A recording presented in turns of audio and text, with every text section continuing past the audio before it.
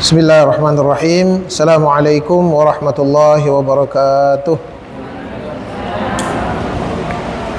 Alhamdulillahi rabbil alamin.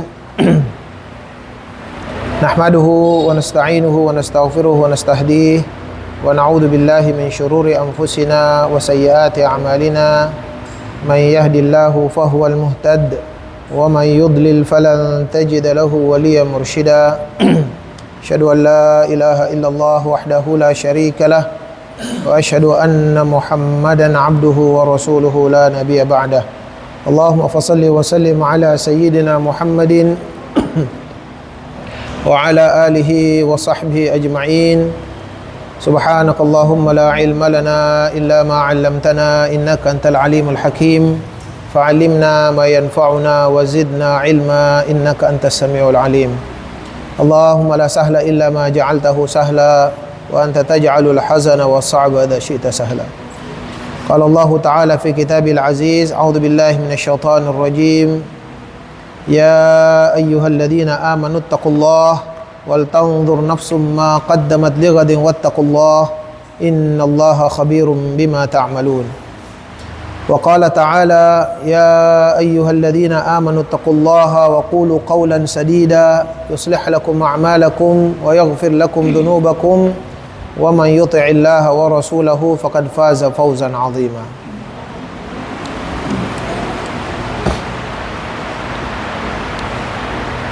Ikhwan akhwat fillah, Bapak Ibu saudara sekalian melakukan Allah Subhanahu wa taala. Pertama-tama kita bersyukur pada Allah Subhanahu wa taala.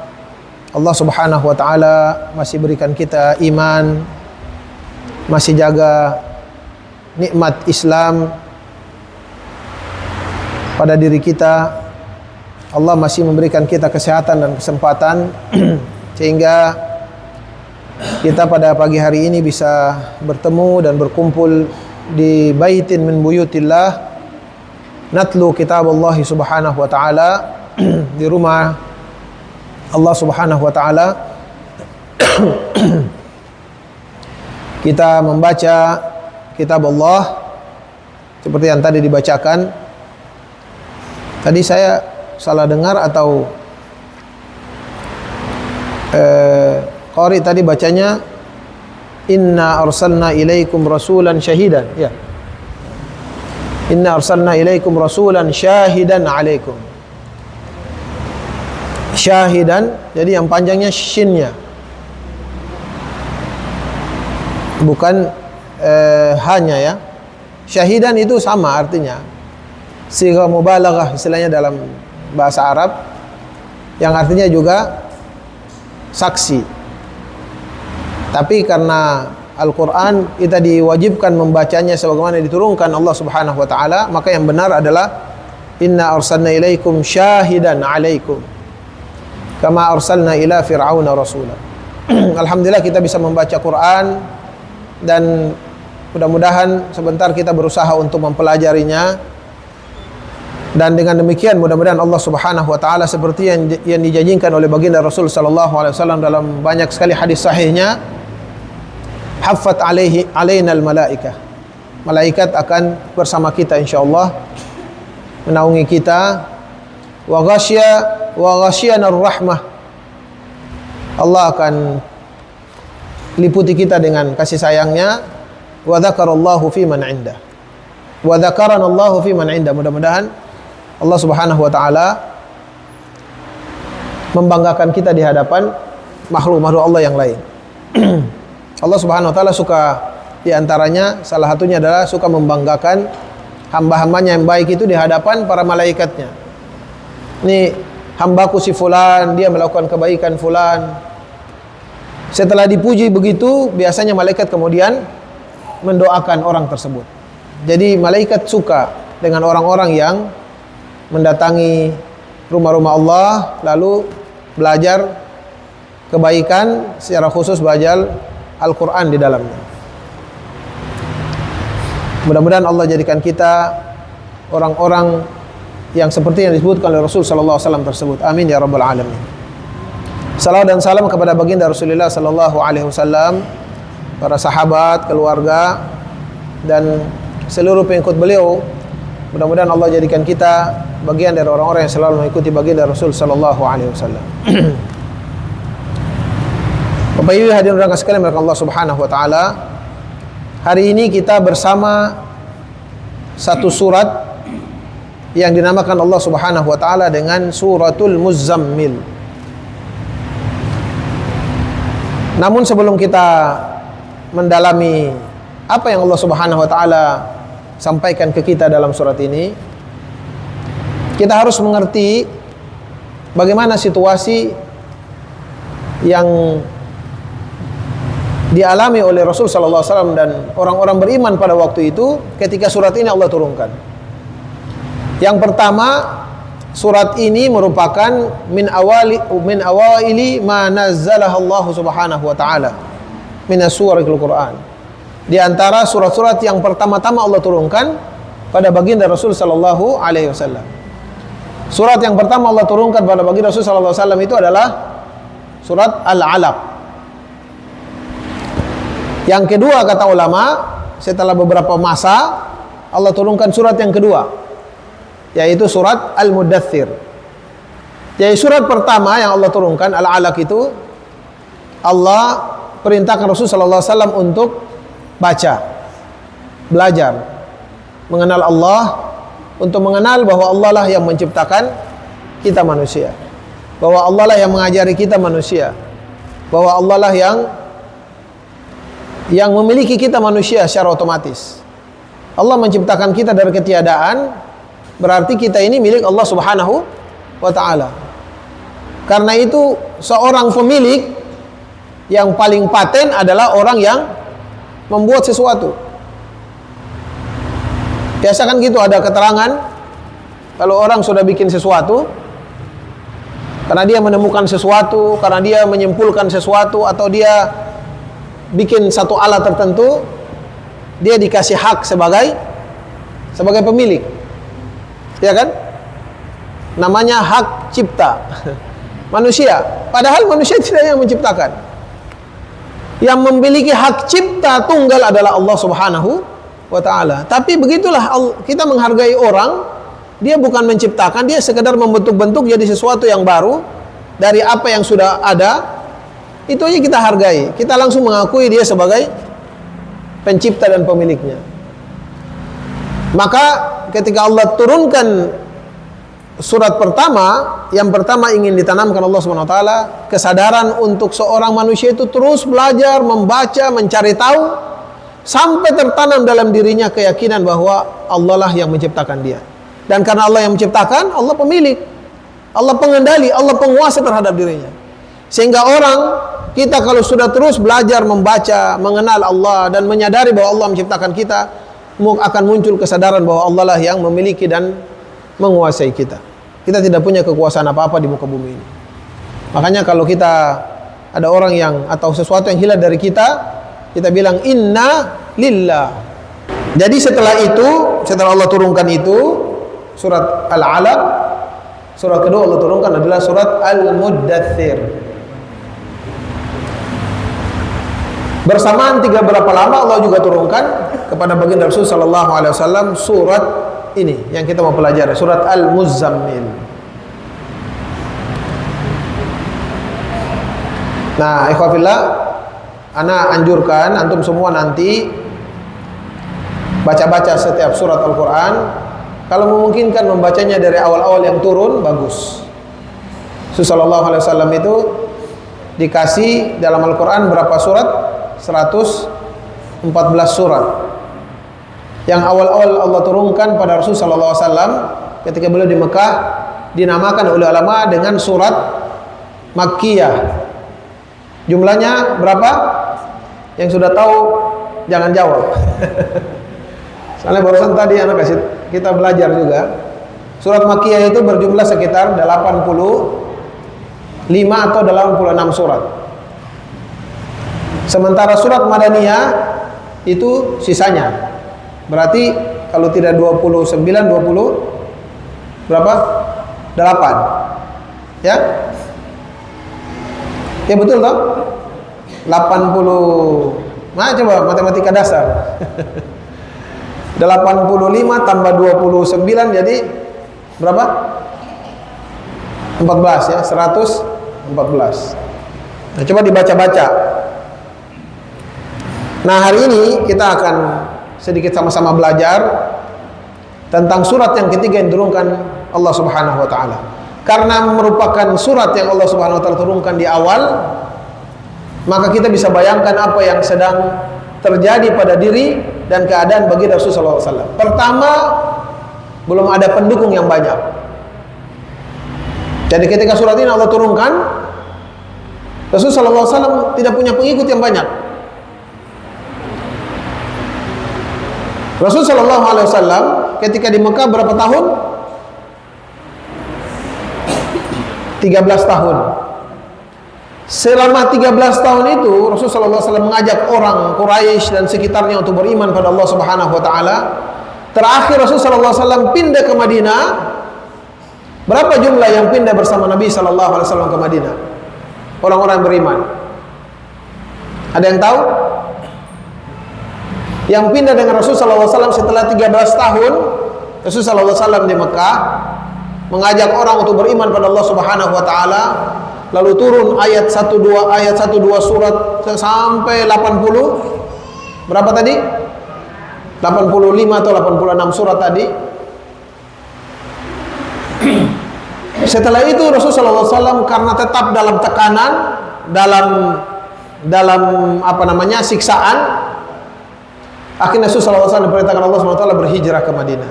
Nah, untuk mengukur situasi ketika surat ini turun, kita bisa hitung dengan jumlah orang yang beriman pada Rasulullah SAW, menjadi orang mukmin yang berpindah dengan Rasulullah SAW ke Madinah, itu bisa diukuran. Jumlahnya berapa? Ada yang tahu? Panitia bisa sediakan hadiah? Ada yang tahu? Berapa? Tidak ada yang tahu. Yang ikut perang Badar pertama kali perang tahun kedua Hijriah, jumlah kaum muslimin berapa? Yang laki-laki 313. Sudah dipastikan berarti yang berhijrah kurang dari itu. Betul kan? Karena yang ikut dalam perang Badar itu gabungan antara orang-orang muhajirin dari Makkah dengan orang-orang Ansar yang ada di Madinah. Itu jumlahnya cuma 300-an lebih. Sisanya anak-anak perempuan. Jadi kira-kira berapa? Anak kasih tahu cluenya. Kurang dari 100. Berapa jumlahnya, cari? Kurang dari 100. Sebagian ulama menyebutkan 90, sebagian menyebutkan 85. Karena berbeda-beda. Ada yang berangkat sekaligus, ada yang ikut belakangan berangkat, ada yang sendiri ikut setelah Rasulullah SAW berangkat. Tapi kira-kira seluruh orang yang berhijrah, yang orang beriman yang hijrah dari Mekah ke Madinah itu kurang lebih 100 orang. Bayangkan 13 tahun orang yang mengikuti baginda Rasulullah SAW, yang menjadi pengikutnya, menjadi pembela, tidak lebih dari 100 orang. Maka bisa dibayangkan ketika pertama kali surat ini turun, kira-kira pengikutnya ada berapa banyak. Ini biar kita tahu situasinya. Tidak banyak. Tidak banyak. Tidak lebih dari 10 orang. Ketika surat ini turun, hanya ada Khadijah radhiyallahu anha, hanya ada Abu Bakar Siddiq radhiyallahu anha, hanya ada mungkin siapa lagi? Usama bin Zaid. Tidak lebih dari 10 orang. Pada kondisi itu, ikhwan akhwatillah, Rasul sallallahu alaihi wasallam sedang betul-betul dimusuhi oleh seluruh pembesar Quraisy pada waktu itu. Jadi bukan saja pembesar Quraisy, orang-orang seluruh pengikut yang remeh-temeh juga seluruhnya memusuhi baginda Rasul sallallahu alaihi wasallam. Kalau jalan selalu diludahi, selalu dicaci. Nah, kisah diceritakan oleh para ulama, pertama kali surat ini turun, salah satu sebabnya adalah orang-orang Quraisy waktu itu Rasulullah SAW kasih tahu bahwa dia Rasulullah SAW diutus oleh Allah SWT sebagai utusan yang mengajarkan manusia, mengajak manusia untuk menyembah la ilaha illallah, menyembah Tuhan hanya pada Allah Subhanahu wa taala, lalu mengikuti beliau sebagai rasul, utusan,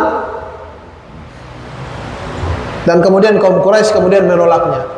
Dan yang menolak paling kuat itu justru keluarga-keluarga dekatnya. Di antaranya pamannya yang dahulu sangat sayang kepadanya ketika bayi, memusuhinya. Lalu mereka berhimpun, berkumpul, mereka bilang, ini orang ini sallallahu alaihi wasallam ini, kita bilang dia apa ini? Kita bikin isu tentang dia ini supaya kasih tahu supaya orang-orang menjauhi dia. Kira-kira menurut kalian apa ini? Pemuka-pemuka Quraisy ini berhimpun. Yang satu usul, kita bilang dia saja kahinun, tukang dukun. Yang satu bilang, bagaimana kalau kita bilang dia majnunun, orang gila. Satu lagi bilang, bagaimana kalau kita kasih nama dia sahirun. Jadi mereka membuat opini untuk menjauhkan orang dari baginda Rasulullah SAW. Seperti hari ini, cara itu persis sama dengan hari ini, hanya modelnya saya berbeda. Orang yang baik dibikin isu, dibikin opini, fundamentalis lah, ya, apalagi teroris lah, ya, dibikin. Kalau lihat perempuan sudah pakai jilbab, ini syaitan menghimpun saudara-saudaranya yang manusia ini, kemudian bilang dia itu apa? So alim lah, so jadi ustazah lah, ya, macam-macam. Itu tradisi yang tidak pernah berhenti sampai akhir zaman. Bisa dibayangkan kalau kita membayangkan orang bilang kita, orang-orang yang baik itu teroris, ya, fundamentalis, orang-orang yang melanggar hak asasi manusia, mungkin kita tersedih, terpukul, ya, tapi kita tidak akan pernah, atau rasa tertekan kita tidak terlalu kuat. Tapi bisa dibayangkan kalau kita di rumah, di kampung kita, keluarga, ada paman di kiri rumah kita, ada bibi di depan rumah kita, semua mereka orang-orang yang memusuhi kita, lalu mereka memberikan opini buruk ke kita. Keluar rumah, paman di sebelah, anak-anaknya bilang, coba lihat orang gila, sambil meludah di samping. Keluar ke kiri, ada saudara di sebelah yang berteriak, itu tukang tipu. Bagaimana tekanan? Bagaimana perasaan kita ketika menghadapi lingkungan seperti itu? Sungguh sangat tertekan. Lama-lama kalau kita tidak kuat, sampai di rumah kita bilang, kalau begitu kita stop juga. Kita mau bikin-bikin, kita sentahang lah dong, satu bilang begini, satu bilang begini, sudahlah, kita tinggalkan. Itu yang akan bisa terjadi pada orang karena tekanan yang sangat kuat. Dan itulah yang terjadi pada baginda Rasul sallallahu alaihi wasallam. Tekanannya luar biasa. Keluar paman bilang begini, bibi bilang begini, anak saudara semua meludah dan menemukan sahirun kadzab, penyihir yang pembohong, ada bilang kahinun, ada bilang macam-macam. Semuanya opini yang begitu besar dan perlakuan serta tuduhan itu begitu luar biasa masif. Maka Rasul sallallahu alaihi wasallam di awal-awal tidak ada orang yang membela. Tidak ada orang yang membela. Apa yang terjadi? Rasul sallallahu alaihi wasallam tertekan. Rasulullah sedih. Akhirnya Rasul sallallahu alaihi wasallam pulang di rumahnya, hanya ada istrinya yang membela. Ini istri yang solehah, istri yang menguatkan. Lalu kata Rasulullah sallallahu alaihi wasallam, zammiluni, tutupi aku. Jadi al-muzammil itu, kata para ulama, kalau Ibnu Katsir dalam tafsirnya mengatakan al-muzammil artinya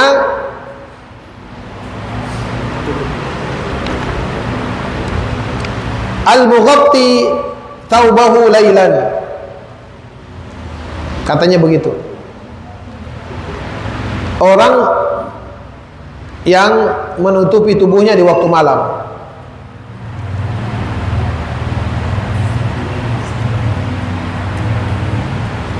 Kalau al-mudaththir, tapi sebagian ulama mengatakan al-muzammil itu, zammala yuzammil itu orang menutup tubuhnya dengan kain yang tebal. Kalau al-mudaththir itu dengan kain yang tipis atau di siang hari.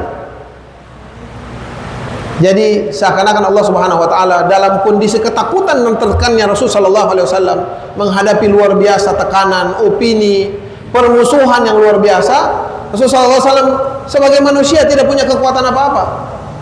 Hanya ada Khadijah, karenanya beliau menutupi diri, menutupi kesedihannya, menutupi rasa tertekannya itu. Tapi Allah Subhanahu wa taala rupanya tidak menginginkan beliau menghindar. Allah ingin beliau kuat dan kokoh. Allah ingin beliau gagah dan hebat di hadapan orang-orang itu. Dan nanti Allah tunjukkan orang-orang yang dulunya berdiri dengan angkuh dan sombong di hadapan beliau, suatu saat Allah akan kembalikan mereka justru tertunduk malu di hadapan kegagahan dan kehebatan Rasulullah SAW. Pada saat kapan? Pada saat Fathu Makkah. Ketika Rasulullah SAW datang, orang-orang ini seluruhnya tertunduk. Sebagiannya Allah hinakan dengan terbunuh dalam medan perang, dimasukkan Allah SWT ke dalam nerakanya Allah Subhanahu wa taala. Jadi itu suasana ketika surat ini Allah Subhanahu wa taala turunkan. Nah, karena itu ikhwafillah, Bapak Ibu semua, surat ini Allah turunkan untuk menguatkan baginda Rasul sallallahu alaihi wasallam dan untuk menguatkan keyakinan beliau untuk keluar melakukan kebaikan. Tidak usah malu, tidak usah takut, tidak usah peduli mereka. Seakan Allah ingin mengatakan begitu. Lakukan kebaikan yang engkau yakini, Allah akan muliakan engkau di tengah seluruh kerumunan orang yang menghinakan engkau. Allah akan angkat derajat engkau di tengah kerumunan dan seluruh permusuhan orang menghinakan engkau. Jadi kokoh dalam kebaikan. Surat ini Allah Subhanahu wa taala turunkan dengan semangat itu. Ya, kira-kira itu ringkasan yang dikatakan ulama terkait dengan isi surat dari surat Al-Muzammil ini. Insyaallah bisa dipahami? Berarti cukup ya? Selesai. Ada pertanyaan? Surat ini jamaah sekalian Allah Subhanahu wa taala, kalau kita bagi tema besarnya tadi terbagi dalam 2 bagian atau 3 bagian. Kita pilih yang 3 bagian. Bagian pertama itu dari awal surat sampai ayat ke, itu kan pakai pembagian dilakukan oleh Al-Imam Ibnu Katsir. Ayat ke-18. Pertama sampai ke ayat 9. Tema kedua itu dari ayat ke-10 sampai ke-18. Baru kemudian ke-19, ke-19 baru kemudian ayat yang terakhir 21 itu sendiri. Jadi 3 bagian utama. Bagian pertama kira-kira ringkasannya adalah bekalan yang menguatkan baginda Rasul sallallahu alaihi wasallam, yaitu Allah ajarkan bagaimana keterikatan kuat antara Rasul sallallahu alaihi wasallam, bagaimana seorang hamba membangun keterikatan, bagaimana Allah mengajarkan Rasul sallallahu alaihi wasallam membangun ikatan yang kuat dengan Allah Subhanahu wa taala. Yang ikatan itu kemudian menjadi energi yang besar bagi baginda Rasul sallallahu alaihi wasallam. Dan karena pembelajaran pada baginda Rasul sallallahu alaihi wasallam juga pembelajaran ke kita, sebagaimana Rasul sallallahu alaihi wasallam mengatakan dalam hadis sahihnya, "Innallaha amaral mu'minina bima amara bihil mursalin." Sesungguhnya Allah ketika memerintahkan hamba-hambanya, kadang-kadang Allah perintahkan kita langsung, ya ayuhan nas, ya ayyuhalladzina amanu. Tapi kadang-kadang Allah perintahkan kita melalui perintah kepada Rasulnya, kepada baginda Rasul sallallahu alaihi wasallam, ya ayyuhan nabi baligh ma unzila ilaik. Itu bukan perintah kepada Nabi saja, tapi juga perintah untuk kita. Tapi Allah perintahkan ke kita melalui perintah kepada Rasul sallallahu alaihi wasallam. Ya ayuhan nabi qul li azwajika wa banatika.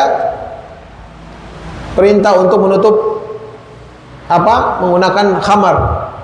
Perintah untuk menggunakan hijab itu perintah pada Nabi sallallahu alaihi wasallam untuk kasih tahu anaknya, kasih tahu istrinya. Tapi juga itu perintah kepada seorang muslim untuk kasih tahu istrinya, kasih tahu anaknya untuk berhijab. Nah, begitu pula dengan surat ini. Ketika Allah bilang, "Ya ayyuhal muzammil", Allah maksudkan baginda Rasul sallallahu alaihi wasallam. Tapi juga Allah juga sebagaimana Allah ajarkan nabinya, Allah juga ajarkan kita melalui pengajaran Allah kepada nabinya sallallahu alaihi wasallam. Jadi itu juga ke kita. yang kira-kira mengalami situasi yang seperti baginda Rasulullah SAW, lalu kita kemudian mencoba berdiam diri, bersembunyi. Muzammil.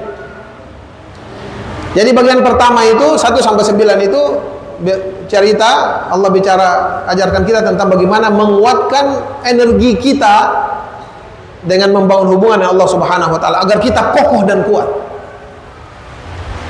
Yang kedua, baru Allah ajarkan kita setelah kita punya kekokohan ruh, kekokohan iman, akan membuat kita kokoh secara mental sehingga kita mengerti bagaimana memperlakukan orang-orang yang sekitar kita yang selalu memusuhi, selalu tidak suka dengan kebaikan yang kita lakukan. Dan apa efek yang biasa akan mereka dapatkan sehingga kita tenang dan nyaman. Kita tidak khawatir. Silakan kalian lakukan, tidak dengar, tidak apa-apa. Silakan kalian tetap dengan keangkuhan kalian, kesombongan kalian, kehebatan yang kalian anggap hebat. Silakan, terserah. Dan yang terakhir di ayat ke berapa tadi? Ayat terakhir tadi, ayat ke 20, itu khusus Allah bicara mengulang kembali tema yang pertama, tapi Allah ajarkan kita dengan cara yang lebih mudah, lebih gampang dari yang pertama. Kita masih bisa tetap kokoh, kuat, punya energi sebagai seorang mukmin, sebagai seorang yang baik, walaupun kita sekedar melakukan lebih ringan daripada yang pertama diajarkan. Jadi kata ulama, surat satu-satunya surat dalam Al-Quran yang akhir suratnya itu merevisi, kalau boleh dibahasakan begitu, merevisi awal suratnya, cuma hanya surat Al-Muzammil ini. Jadi revisi. Yang pertama berat, lalu Allah revisi lebih ringan sedikit. Satu-satunya dalam Al-Quran surat yang revisi itu ada dalam satu surat. Biasanya revisi-revisi atau Allah rubah, Allah peringan satu hukum tertentu itu biasanya terpisah suratnya. Tapi satu-satunya surat yang awal surat direvisi oleh surat akhir surat itu adalah surat Al-Muzammil. Karena itu kata ulama, ayat terakhir ini ayat 20 itu tidak Allah turunkan bersamaan dengan ayat pertama sampai ayat 19. Ayat 20 Allah turunkan, dalam sebagian riwayat disebutkan Ithna asyara syahran, 12 bulan, berarti 1 tahun. Artinya 1 tahun setelah surat Muzammil turun ayat 1 sampai 19, baru setelah itu surat ayat terakhir ini Allah turunkan, digabung jadi surat. Sebagian orang menyebutkan 2 tahun, tapi intinya ayat terakhir ini memang diturunkan terakhir setelah ayat pertama sampai 19 Allah turunkan pada baginda Rasul sallallahu alaihi wasallam. Maka sekarang kita masuk pada pemahaman sedikit terhadap isi surat. Bagian pertama, Allah Subhanahu wa taala memanggil baginda Rasul sallallahu alaihi wasallam. Dan panggilan kepada baginda Rasul sallallahu alaihi wasallam ini Allah panggil dengan situasinya di awal-awal ketika Rasul sallallahu alaihi wasallam diangkat menjadi nabi. Tergantung situasi. Lagi menghindar diri dari celaan, dari tekanan, lalu kemudian berselimut, Allah panggil ya ayyuhal muddaththir, wahai orang yang berselimut dengan selimut tipis atau selimut di waktu siang. Ketika ingin menghindar, Rasulullah SAW menghindar dari tekanan, celaan, cercaan, hinaan, dan berbagai macam upaya siksaan. Beliau malam-malam mau melindungi diri untuk menutupi diri. Lalu Allah panggil beliau dengan ya ayyuhal muzammil. Tapi setelah itu, setelah Rasulullah SAW keluar dan kokoh melakukan menyebarkan kebaikan sehingga tersebar kemana-mana, Allah sudah panggil Rasulullah SAW dengan statusnya sebagai nabi. Allah panggil ya ayyuhan nabi, ya ayyuhar rasul. Allah tidak lagi panggil dengan, dan Allah Subhanahu wa taala tidak pernah memanggil baginda Rasul sallallahu alaihi wasallam dengan namanya. Tidak pernah. Karena itu tidak berakhlak seorang mukmin dari umatnya yang memanggil Rasul sallallahu alaihi wasallam dengan Muhammad tanpa menyebutkan status beliau sebagai nabi atau rasul dan tanpa menyambungkannya dengan membaca salawat kepadanya. Kata Rasul sallallahu alaihi wasallam, orang yang paling bakhil, orang yang paling kikir itu kalau memanggil Nabi sallallahu alaihi wasallam, menyebutkan Nabi, dia tidak bersalawat. Sangat bakhil. Tidak tahu berterima kasih. Kira-kira begitu. Rasul sallallahu alaihi wasallam berjuang menyelamatkan kita, kita tidak bisa balas apa-apa. Yang paling mungkin kita lakukan membalas sedikit dari bagian apa yang dilakukan Rasulullah SAW adalah dengan berdoa pada Allah Subhanahu Wa Taala, memberikan maqam mahmuda, makam yang mulia. Jadi kalau mendengar nama Nabi Sallallahu Alaihi Wasallam langsung otomatis teringat seluruh kebaikan Rasul Sallallahu Alaihi Wasallam, kemuliaan Rasul Sallallahu Alaihi Wasallam, perjuangan Rasul Sallallahu Alaihi Wasallam menyelamatkan kita, maka itu otomatis keluar dari seorang mukmin ketika menyebutkan nama Muhammad langsung disambungkan dengan Sallallahu Alaihi Wasallam. Allah Subhanahu Wa Taala tidak pernah memanggil Nabi Sallallahu Alaihi Wasallam dengan namanya. Lalu bagaimana umatnya Muhammad tanpa menyebutkan status sebagai Nabi, tanpa bersalawat kepada Rasul Sallallahu Alaihi Wasallam. Sementara Nabi-Nabi yang lain Allah panggil dengan nama-namanya. Ya Nuh ihbit, ya Adam uskun anta, ya Musa, ya Isa, semua dipanggil dengan namanya. Saya bayangkan betapa mulianya baginda Rasul sallallahu alaihi wasallam di sisi Allah Subhanahu wa taala. Karena itu Allah memanggil beliau dengan ya ayyuhal muzammil talattufan bihi, kata para ulama. Sebagai bentuk kelembutan Allah Subhanahu wa taala, tahu seluruh beban yang Rasul sallallahu alaihi wasallam rasakan. Allah tahu betul-betul apa yang akan Rasul sallallahu alaihi wasallam hadapi dengan berbagai macam perjuangannya dan berbagai macam godaan. Allah ingin berlembut dengan Nabi sallallahu alaihi wasallam. Allah panggil dengan ya ayyuhal muzammil, wahai yang sedang berselimut. Baru kemudian Allah Subhanahu wa taala mengajarkan kepada baginda Rasul sallallahu alaihi wasallam dan kepada kita tentu pengajarannya agar kita kuat berhubungan dengan Allah Subhanahu wa taala. Ya, kalau kita ringkas, yang pertama qumil laila illa qalila. Bangun waktu malam. Di ayat ini kata para ulama, Allah mewajibkan qiyamul lail buat Rasul sallallahu alaihi wasallam. Sekaligus juga menjadi kewajiban bagi para sahabat. Jadi qiyamul lail itu artinya bangun di waktu malam tidak berhenti. Jadi malam itu dari jam berapa ke jam berapa? Kalau kita bilang malam itu dari maghrib setelah terbenam matahari, itu kan sudah malam. Sampai terbitnya matahari itu malam kan? Lailun dalam bahasa Arab.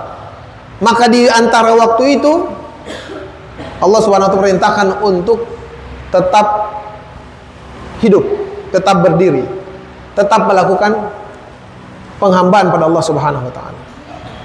Illa qalila, hanya boleh tidak dilakukan sedikit saja. Sehingga ada para sahabat Rasulullah SAW yang ikut Rasulullah SAW waktu itu tidak berapa banyak orang, tidak sampai 10 seperti Anda bilang, kemungkinan tidak sampai 10 orang. Ada yang mulai dari pagi, dari mulai terbenam matahari mulai sampai mendekati ini, mau hitungnya bagaimana bingung. Ada yang akhirnya setengah, ada yang lebih dari setengah, 2/3. Bayangkan malamnya tidak pernah tidak dihidupkan. Jangan lupa waktu itu belum ada kewajiban sholat 5 waktu, belum ada kewajiban puasa Ramadan, belum ada kewajiban macam-macam. Ya, jadi tidak, belum ada kewajiban. Salat itu diwajibkan pada tahun keberapa? Tahun ke-10, ada yang ulama mengatakan tahun ke-9, ada yang mengatakan tahun 8, tergantung perbedaan mereka dalam menetapkan waktu Isra wal Mi'raj.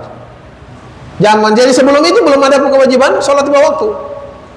Yang kewajiban adalah kewajiban yang Allah perintahkan. Maka untuk menguatkan itu Allah perintahkan di waktu itu awal-awal Rasulullah SAW perintahkan kewajibannya adalah hidupkan malam. Qumil laila illa qalila. Allah bilang nisfahu, setengahnya, au inqus minhu qalila. Boleh dikurangi tapi sedikit saja. Karenanya ukurannya jadi susah, ya kan? Allahnya bilang, qumil laila, supaya kamu kuat, kamu kokoh, hidupkan waktu malam. Khususkan waktu malam untuk berhubungan dengan Allah Subhanahu wa taala. Tunduk, bangun, bangkit ingat Allah Subhanahu wa taala. Nah, kita tidak tahu modelnya bagaimana. Sujud, ruku, kemudian setelah itu zikir, berdoa. Intinya seluruh sahabat Rasulullah SAW, dan tentu dicontohkan Rasulullah SAW, menghidupkan malam sepanjang malamnya. Ada setengah saya sudah capek. Kalau malamnya dari jam 6, terbitnya jam 6 misalnya, ya kira-kira begitu ya. Berarti setengahnya itu berapa jam? Hah? 6 ke 6, 12 ya. Berarti 6 jam, itu paling sedikit. Nisfahu, setengahnya 6 jam itu dipakai untuk, ada yang mulai 6 jam? Hah? 1 jam aja serta sorong-sorong ya. Ada yang 5 menit, beta kira 1 jam. Dia kira 1 jam, padahal baru berdiri 5 menit. 5 menit pun itu 2 menit sisa itu mata masih tertutup. Ya? Bayangkan, jadi ada sahabat yang karena susah menghitung, kalau kita kan sekarang ada jam. Kalau siang itu gampang, setelah agak panas, matahari tengah berarti setengah hari. Tapi malam siapa yang tahu? Siapa yang bisa tahu malam itu sudah setengah malam? Nah, nggak ada yang tahu. Karenanya para sahabat ada yang karena takut jangan sampai kurang dari setengah, dia ibadah terus, dia tunduk terus, dia ingat Allah SWT, tidak mau tidur. Sampai akhirnya mereka menjadi kesulitan. Tapi karena itu sumber energi utamanya, mereka tidak berhenti. Tidak berhenti. Jadi qumil laila illa qalila nisfahu aw inqus minhu qalila. Setengah atau kurangi sedikit dari Allah suruh malam. Nah, nanti setelah itu Allah kurangi di akhir surat. Di surat 20 nanti kita baca terimaannya nanti itu Allah kurangi lebih ringan daripada yang sebelumnya di perintah awal surat ini. Nanti setelah itu Allah kurangi lagi dengan cara apa? Allah cabut kewajiban malam itu dari kita umatnya. Tapi Allah tetapkan itu kewajiban buat baginda Rasul sallallahu alaihi wasallam. Jadi Allah sayang ketong keseng. Sayang. Coba kalau kita ikuti apa yang Allah perintahkan ini, siapa yang sanggup? Maka yang ada yang pergi kerja, yang ada yang mau pergi belajar. Kalau dapat ini, ya Allah, beta mau masuk surga jadi beta saya bisa belajar malam beta salat. Alasan macam-macam, ya. Kalau qiyamul lail baru 1 jam aja, besok pagi susah bisa bikin apa-apa lagi. Betul ke seng? Hah? Puasa kalau itikaf itu habis itikaf biasanya yang lain apa? Kita bikin pengajian habis duha yang ada yang duduk, setengah tidur. Yang duduk setengah mata terbuka, setengah mata tertutup. Jadi setengah tinggal setengah. Yang setengah mata terbuka, setengahnya paham, setengahnya tidak paham. Setengahnya dengar, mata terbuka tapi tidak dengar. Alasan capek macam-macam. Padahal hanya baru 2-3 jam. Nggak sampai 2-3 jam. Bagaimana dengan perintah yang jadi Allah kurangi? Itu pun pilihan. Allah tidak suruh kita tiap malam. Hanya cuma 10 hari terakhir aja kesulitannya minta ampun. Ibu-ibu banyak yang ikut itikaf di Al-Fatah keseng. Jarang ya, bapak-bapak ini yang banyak, alhamdulillah. Mudah-mudahan tahun ini ibu-ibu itikaf banyak. Jadi bisa qiyamul lail seperti 10 hari dari 1 tahun, itu aja kesulitannya minta ampun. Allah tidak wajibkan bahkan. Boleh tidur nggak apa-apa, ngantuk tidur. Bagaimana kalau Allah wajibkan tiap malam? Pasti kita akan kewalahan. Allah kurangi, lalu setelah itu Allah kurangi kewajibannya. Allah cabut kewajiban dari umatnya. Tidak wajib, tapi Allah tetapkan kewajiban buat baginda Rasul sallallahu alaihi wasallam karena beliau sumber energi utama beliau dari hubungan dengan Allah Subhanahu wa taala. Dalam surah Al-Isra Allah bilang, "Wa minal laili fatahajjad bihi nafilatan laka asa an yab'atsaka rabbuka maqaman mahmuda." Jadi itu ayat itu kata para ulama mengisyaratkan kewajiban qiyamul lail buat baginda Nabi sallallahu alaihi wasallam. Kalau kita mau mendekat kemuliaan kita, energi kita, keagungan kita, maka ikuti Rasulullah SAW. Salah satu yang perlu kita ikuti adalah qiyamul lailnya Nabi SAW. Lalu Allah bilang auzid alaihi, atau tambah. Kalian bikin setengah, kurang sedikit atau tambah. Karena para sahabat kesulitan menghitung-hitung ini beta setengah ke belum. Ini masih kurang. Akhirnya semua bertahan untuk bikin sampai datangnya waktu subuh. Setiap hari begitu, setiap hari mereka. Dan akhirnya menjadi sebagai manusia, tenaga mereka menjadi melemah. Kalau Allah kurangi di akhir surat. Kemudian yang kedua, Allah bilang warattilil Qur'ana tartila. Lalu bacalah Al-Qur'an, iqra'hu, kata Imam Ibnu Katsir, ai iqra'hu ala tamahhulin. Bacalah ia dengan perlahan. Dengan tenang, dengan perlahan. Ingat, ini perintah pada Rasulullah SAW membacanya dengan perlahan. Padahal beliau SAW diberikan pemahaman terhadap isi Al-Quran. Beliau dikasih pemahaman terhadap Al-Quran, dan para sahabat dikasih pemahaman terhadap Al-Quran, karena Al-Quran diturunkan dengan bahasa mereka. Ini ada orang Indonesia tidak belajar bahasa Arab, tidak mengerti isi Al-Quran, baca Al-Qurannya seperti yang dikatakan oleh para sahabat, yansuruhu nafrad daghal. Dia baca Quran seperti orang yang menyemburkan kurma busuk yang masuk ke mulutnya, langsung dia keluarkan. Tidak paham isi Al-Quran, tapi baca Al-Qurannya mau buru-buru. Kata Ibnu Mas'ud, ketika baca yang dia pikirkan akhir dari bacaannya, ya Allah, kapan akan terakhir ya? Itu ciri umat ini. Kalau para sahabat Rasulullah SAW, kata Ibnu Mas'ud, utinal imanu qabla al-Quran. Kami dikasih iman pada Allah, keyakinan pada Allah Subhanahu wa taala, kekuatan keyakinan akan Allah penguasa alam raya ini, tempat bersandar kita, baru dikasih Quran. Makanya ketika kami baca Quran, Al-Quran di hadapan kami tahu yang kasih adalah Rabbul Alamin, pemilik seluruh alam ini sedang kasih kita jalan untuk kita selamat. Tidak mungkin kita main-main dengan apa yang diturunkan. Jadi perhatikan, katanya para sahabat, karena itu mereka tidak pernah membaca Quran lebih dari 10 ayat, kecuali mereka perhatikan isinya, mereka pelajari, mereka pikirkan, lalu mereka berusaha mengamalkannya, baru mereka pindah lagi 10 ayat berikut. Mereka tidak pernah membaca Quran memikirkan kapan akhir Quran mereka sampai, tidak pernah. Karena utinal imanu qabla al-Quran. Nah, kita terbalik sekarang. Mudah-mudahan Allah jadikan kita orang-orang yang diberikan iman sebelum Al-Quran. Karena energi kedua sumbernya dari warattilil Qur'ana tartila, membaca Quran dengan tartil, dengan tamahul. Fa innahu yakunu aunan ala fahmil Qur'ani wa tadabburihi. Karena sesungguhnya membaca Quran dengan perlahan, dengan tenang, akan menjadi atau membantu seorang hamba ala fahmil Quran, untuk memahami Al-Quran, wa tadabburihi, memikirkan apa efek-efek lanjutan dari setiap isi Quran yang dia paham. Jadi kalau kita baca Quran, ini Ustaz, beta sudah baca Quran banyak, tapi beta pun hati ya, baca Qurannya bagaimana dulu. Makanya kalau tidak bisa buru-buru nggak apa-apa. Baca Quran satu ayat, baca terjemahannya, pikirkan.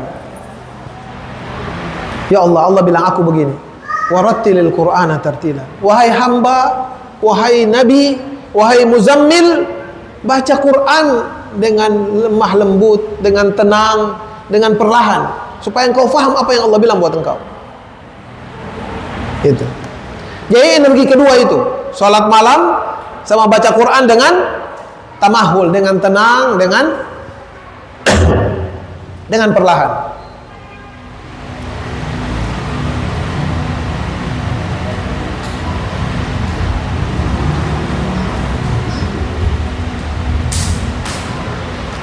Wa fi sahihil Bukhari an Anasin, Sayyidina Aisyah ketika ditanya bagaimana Rasulullah SAW membaca Quran, beliau menjawab, kanat maddan, thumma qara'a bismillahirrahmanirrahim, yamuddu bismillah, wa yamuddu ar-rahman, wa yamuddu ar-rahim. Sayyidina Aisyah bilang, Rasulullah SAW baca Quran itu dengan perlahan dan dengan tenang, dipanjangkan setiap bacaan-bacaan yang perlu dipanjangkan. Kemudian beliau contohkan, beliau baca Bismillahirrahmanirrahim sambil memahami asli. Bismillah, aku mulai dengan nama Allah yang Maha Agung. yang sayang kepadaku, yang kasih dan cinta kepadaku. Kita kalau baca dengan pemahaman kayak begitu, kita akan tahu ini Allah sedang bilang apa buat kita. Lalu yamuddu bismillah, beliau panjangkan bismillah sambil memikirkan isinya. Wa yamuddu ar-Rahman, sambil memahami sifat Allah Ar-Rahman, yang kasih sayang kepada hambanya meliputi segala sesuatu. Mau hambanya ingkar, mau hambanya pemalas, mau hambanya tidak peduli dengan Allah SWT, Allah tetap sayang, Allah tetap kasih, Allah tetap lemah lembut dengan kita, karena Allah punya Ar-Rahman, wa rahmati wasi'at kulla syai'. Wa yamuddur Rahim, ketika dibaca Ar-Rahim, dia tahu bahwa Allah SWT punya sifat yang Allah khususkan, kasih sayang itu diberikan kepada orang-orang yang beriman. Dan alhamdulillah kita menjadi orang beriman, kita berharap, ya Allah, dengan keimananku, keyakinanku padamu, ya Allah, Engkau yang maha sayang ini berikan sayangmu kepadaku. Makanya dalam Rasulullah SAW cerita, ketika seorang membaca dalam sholat, membaca surat Al-Fatihah, itu setiap kali baca surat, setiap baca ayat, Allah jawab. Kita baca Bismillahirrahmanirrahim, Ar-Rahmanir-Rahim, Athna alayya abdi, hambaku telah memujiku. Allah bilang begitu. Jadi kita ketika baca, kalau kita rasakan Allah menjawab kita, kita akan rasakan kenikmatan membaca Al-Quranul Karim. Kemudian Allah SWT mengatakan, Inna sanulqi alaika qawlan thaqila. Jadi untuk memperingkas, anak ringkasin sumber energi dan kekuatan yang disebutkan dalam bagian pertama ini. Yang pertama, qumil laila. Apa namanya? Bangun di waktu malam, berwudu, berzikir, baca Quran, salat. Intinya bangun di waktu malam. Tidak bisa salat, zikir, ingat Allah SWT. Tidak bisa zikir, tafakkur akan keagungan Allah SWT. Intinya malam itu dihidupkan dengan berhubungan dengan Allah Subhanahu wa taala. Yang kedua, baca Al-Qur'an dengan tenang, dengan perlahan, supaya bisa dimaknai, dirasakan keagungan Al-Qur'an, dan dirasakan bagaimana Allah Subhanahu wa taala sedang berinteraksi dan berbicara dengan kita. Kemudian Anda sebut dulu ya sumbernya, baru nanti kita satu-satu kita bahas. Wadhkur isma rabbik wa tabattal ilaihi tabtila. Yang berikut Allah suruh, sumber kekuatan ketiga adalah selalu ingat Allah Subhanahu wa taala, sebut nama Allah Subhanahu wa taala, sebut keagungan Allah Subhanahu wa taala, wa tabattal ilaihi tabtila. Dan kita pakai waktu itu khusus hanya dengan Allah Subhanahu wa taala, tidak dicampur dengan yang lain. Dan tiga sumber kekuatan itu dia berakar atau fondasinya adalah Rabbul masyriqi wal maghribi la ilaha illa huwa. Yaitu karena keyakinan kita bahwa Allah adalah pemilik. Wa Rabbun itu dalam bahasa Arab seperti yang dikatakan oleh pengarang Maqayisul Lughah, kalimat yang terdiri dari huruf ra, ba dan ba itu asal kalimatnya itu pertama menunjukkan makna al-muslih lisyai'. Allah lah yang memperbaiki, menjaga, merawat sesuatu. Tapi juga dia mengandung kalimat pengertian al-khaliqul mudabbir, pencipta dan pengatur. Tapi dia juga mengandung al-maliku, pemilik. Jadi ketika kita bilang Rabbul masyriqi, artinya Allah yang menciptakan seluruh yang mulai dari timur sampai ke barat. Allah juga yang mengaturnya, yang mengendalikannya, dan sekaligus Allah sebagai pemiliknya. Kalau kita hidup di antara barat dan timur dan keseluruhannya milik Allah dan di bawah kendali Allah Subhanahu wa taala, maka apa yang tersisa dari kekuatan dalam kehidupan ini selain Allah Subhanahu wa taala? Tidak ada. Tidak ada yang tersisa dari kekuatan Allah Subhanahu wa taala, karena Allah pemilik, pengendali, pengatur dan pencipta seluruh antara timur dan barat di mana kita berada. Kita tidak lain kecuali bagian kecil dari apa yang ada di barat dan di timur. Kecil, tidak bernilai apa-apa. Kita makhluk kecil di bawah masjid ini yang kelihatan besar tapi sesungguhnya kecil, di Pulau Ambon yang kelihatannya besar ini tapi sesungguhnya kecil, di negeri Indonesia yang kelihatan besar ini tapi sesungguhnya kecil, dibandingkan dengan dunia yang kelihatan besar ini tapi sepertinya sesungguhnya kecil dibandingkan dengan semesta alam yang Allah ciptakan. Jadi kita kecil, ada di tempat yang kecil, di wilayah yang kecil, di areal yang kecil, dibandingkan dengan keagungan Allah Subhanahu wa taala. Apa yang tersisa dari kekuatan selain Allah Subhanahu wa taala? Tidak ada. Karena itu Rabbul Masyriqi wal Maghribi, la ilaha illa huwa. Tidak ada tempat kita bergantung, menyembah, kita tunduk, kita bergantung, kita meminta, kita mendapatkan pertolongan illahu, kecuali Allah Subhanahu wa taala. Fattakhidhu wakila, maka jadikan Allah sebagai penolongmu. Jangan bergantung kepada yang lain. Nah, karena itu khafillah, kembali tiga ini Allah bilang sebagai sumber kekuatan kita. Kita lanjut mulai rawatil Quran ternyata Allah bilang inna sanulqi 'alaika qaulan tsaqila. Ya Muhammad, inna sanulqi 'alaika. Kami akan berikan kepadamu qaulan tsaqila. Kata para ulama seperti yang disebutkan oleh Imam Ibnu Katsir dalam tafsirnya, kami akan berikan kepadamu wahai Muhammad qaulan tsaqila ay al-amalu bihi. Praktekkan apa yang Allah Subhanahu wa taala perintahkan kepada engkau. Itu berat, tidak gampang. Kita bisa praktekkan semua yang Allah perintahkan itu tidak gampang. Karena itu kita butuh energi. Energinya apa? Tiga tadi. Dengan pondasi tadi, Rabbul Masyriqi wal Maghribi, la ilaha illa huwa fattakhidhu wakila. Pondasinya adalah keyakinan kita, iman kita pada Allah sebagai penguasa, pengendali, pencipta alam raya ini, yang menjadi penolong kita. Itu pondasinya yang membuat kita bangun. Ketika kita bangun, kita sedang bangun di hadapan yang maha kuasa, Rabbul Masyriqi wal Maghribi, la ilaha illa hu. Ketika kita baca Quran, kita baca kitab yang diturunkan oleh Rabbul Masyriqi wal Maghribi, la ilaha illa hu. Ketika kita menyebutkan namanya, maka nama yang kita sebut adalah Rabbul Masyriqi wal Maghribi, la ilaha illa hu.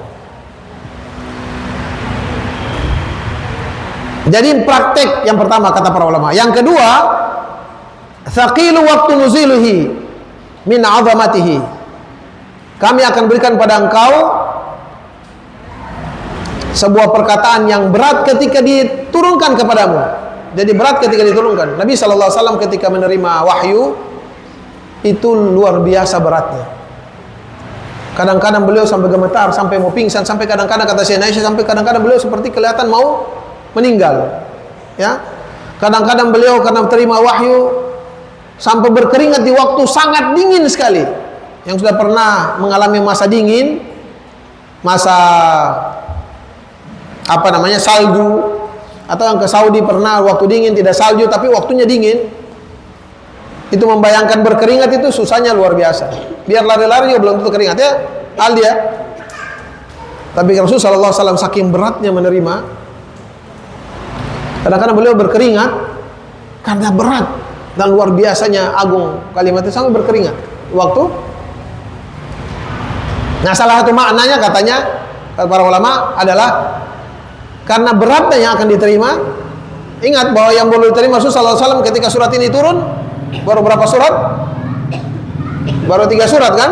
Al-Alaq, kemudian Al-Mudaththir sama Al-Muzammil.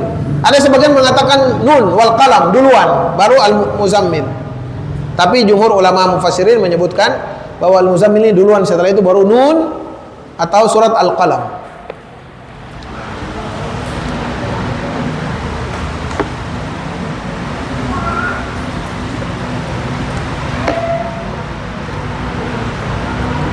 Sebagian ulama menyebutkan, sebagian mufassirun menyebutkan yang dimaksud qaulan tsaqila yaitu seluruh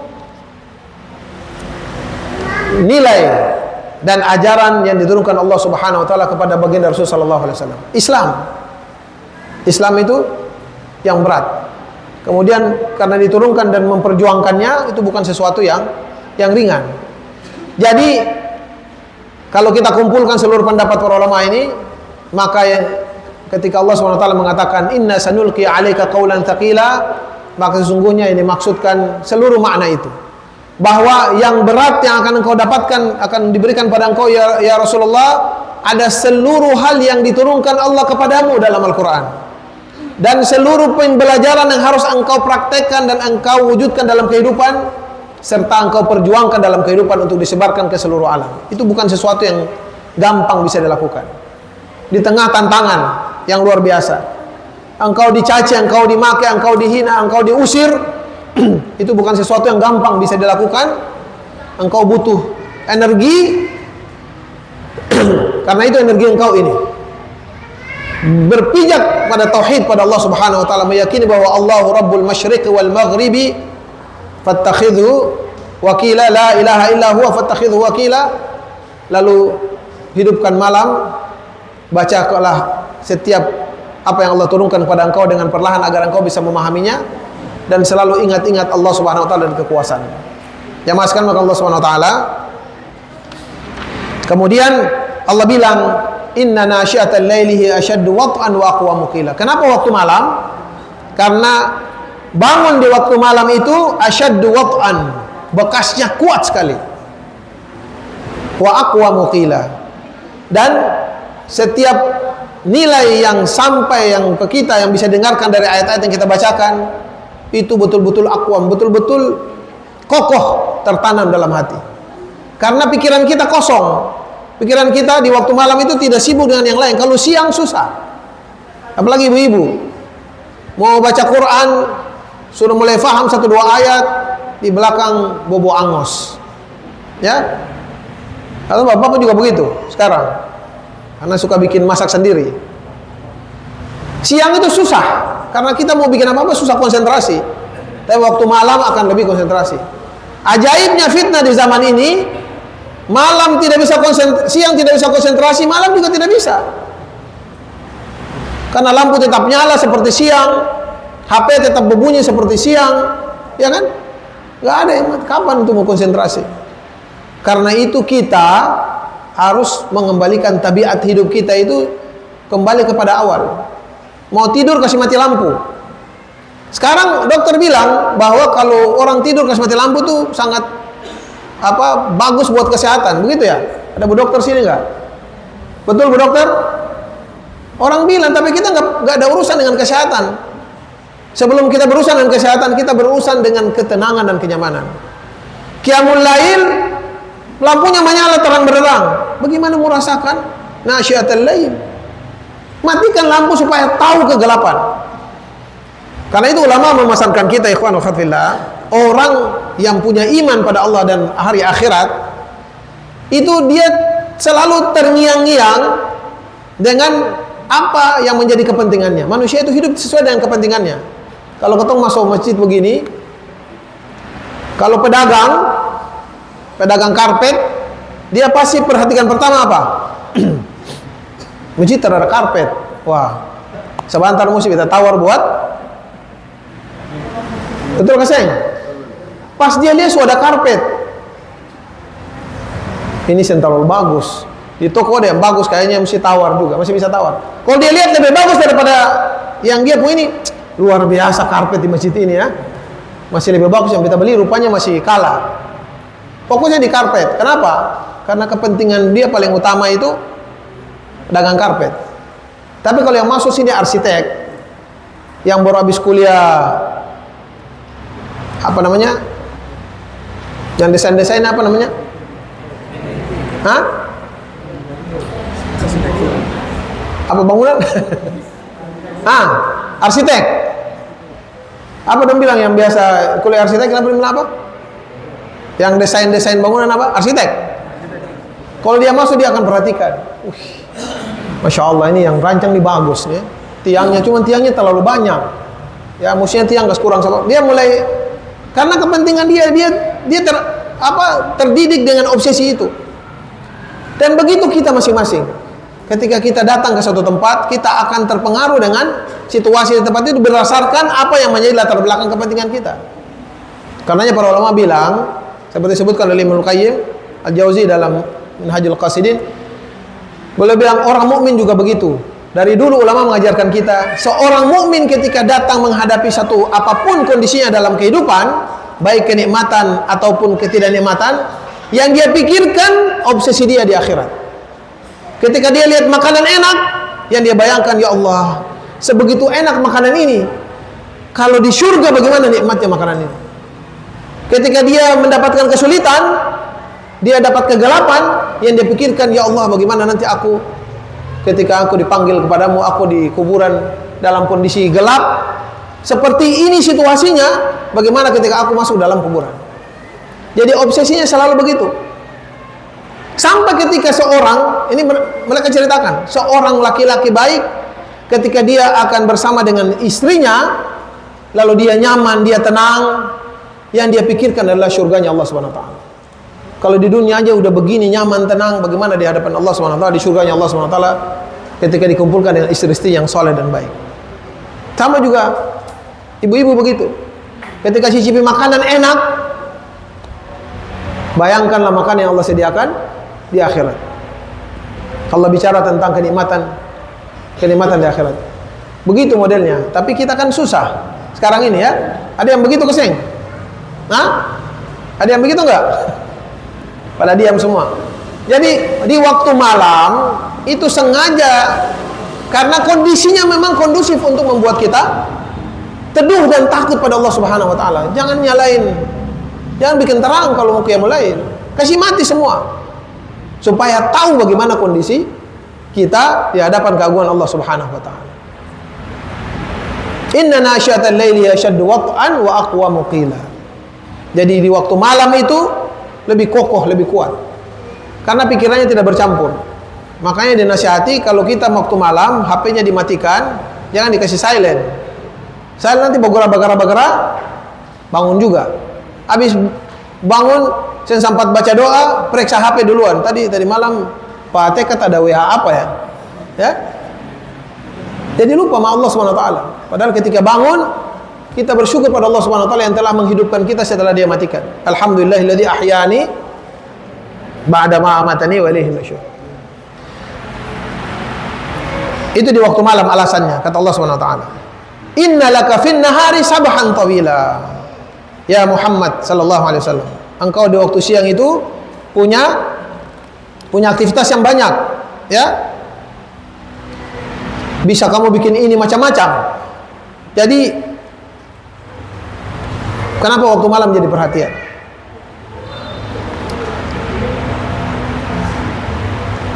Nah, jamaah sekalian Allah Subhanahu wa taala, setelah kita diwajibkan punya 5 waktu, ini diatur. Kita disuruh untuk konsentrasi mengisi 5 waktu itu dengan baik. Walaupun dikit-dikit, 5 menit, 10 menit, ya, diisi dengan baik, dikit-dikit aja. Tapi kita pakai untuk konsentrasi. Ketika kita mau datang sholat, itu seluruh hal yang kira-kira mengganggu kita hilangkan. Makanya Rasulullah SAW melarang orang ketika mau sholat itu dalam keadaan hakin. Hakin itu rasa buang air, tidak boleh. Selesaikan dulu buang airnya, supaya ketika sholat farighul bal, pikiran kita kosong, konsentrasi kita pada keagungan Allah Subhanahu wa taala. Tidak boleh ketika mau sholat makan sudah disediakan, makan dulu. Tapi orang bilang sholat sambil ingat makan, sambil ingat sholat lebih afdal daripada sholat sambil ingat makan. Nah itu betul untuk kondisi tertentu dan seterusnya. Jadi kita di waktu siang itu punya aktivitas yang banyak. Allah tahu. Rasulullah SAW juga begitu, disuruh begini, disuruh ketemu orang untuk bicara, jelaskan Islam, disuruh macam-macam. Orang datang macam-macam, sahabat datang bertanya dan seterusnya. Makanya waktu malam, wadhkur isma rabbika wa tabattal ilaihi tabtila. Ingatlah selalu Tuhanmu, sebutkan nama selalu Tuhanmu, ingatlah selalu Tuhanmu, wa tabattal ilaihi tabtila. At-tabattul itu fokus, khusus, putuskan semua hubungan yang lain hanya untuk Allah Subhanahu wa taala saja. Makanya perempuan yang tidak punya hubungan apa-apa dengan laki-laki, tidak bersuami, namanya batul. Maryam itu disebut imra'atul batul. Batul bukan batul orang Ambon. Batul. Batul itu artinya dia tidak punya suami yang sebagai pegangannya. Jadi tabattul, tabtila itu artinya fokus, kosongkan semuanya, fokus pada Allah Subhanahu wa taala. Jangan dicampur-campur. Karena itu tidak akan menguatkan kita. Rabbul masyriqi wal maghribi la ilaha illa huwa fattakhidhu wakila.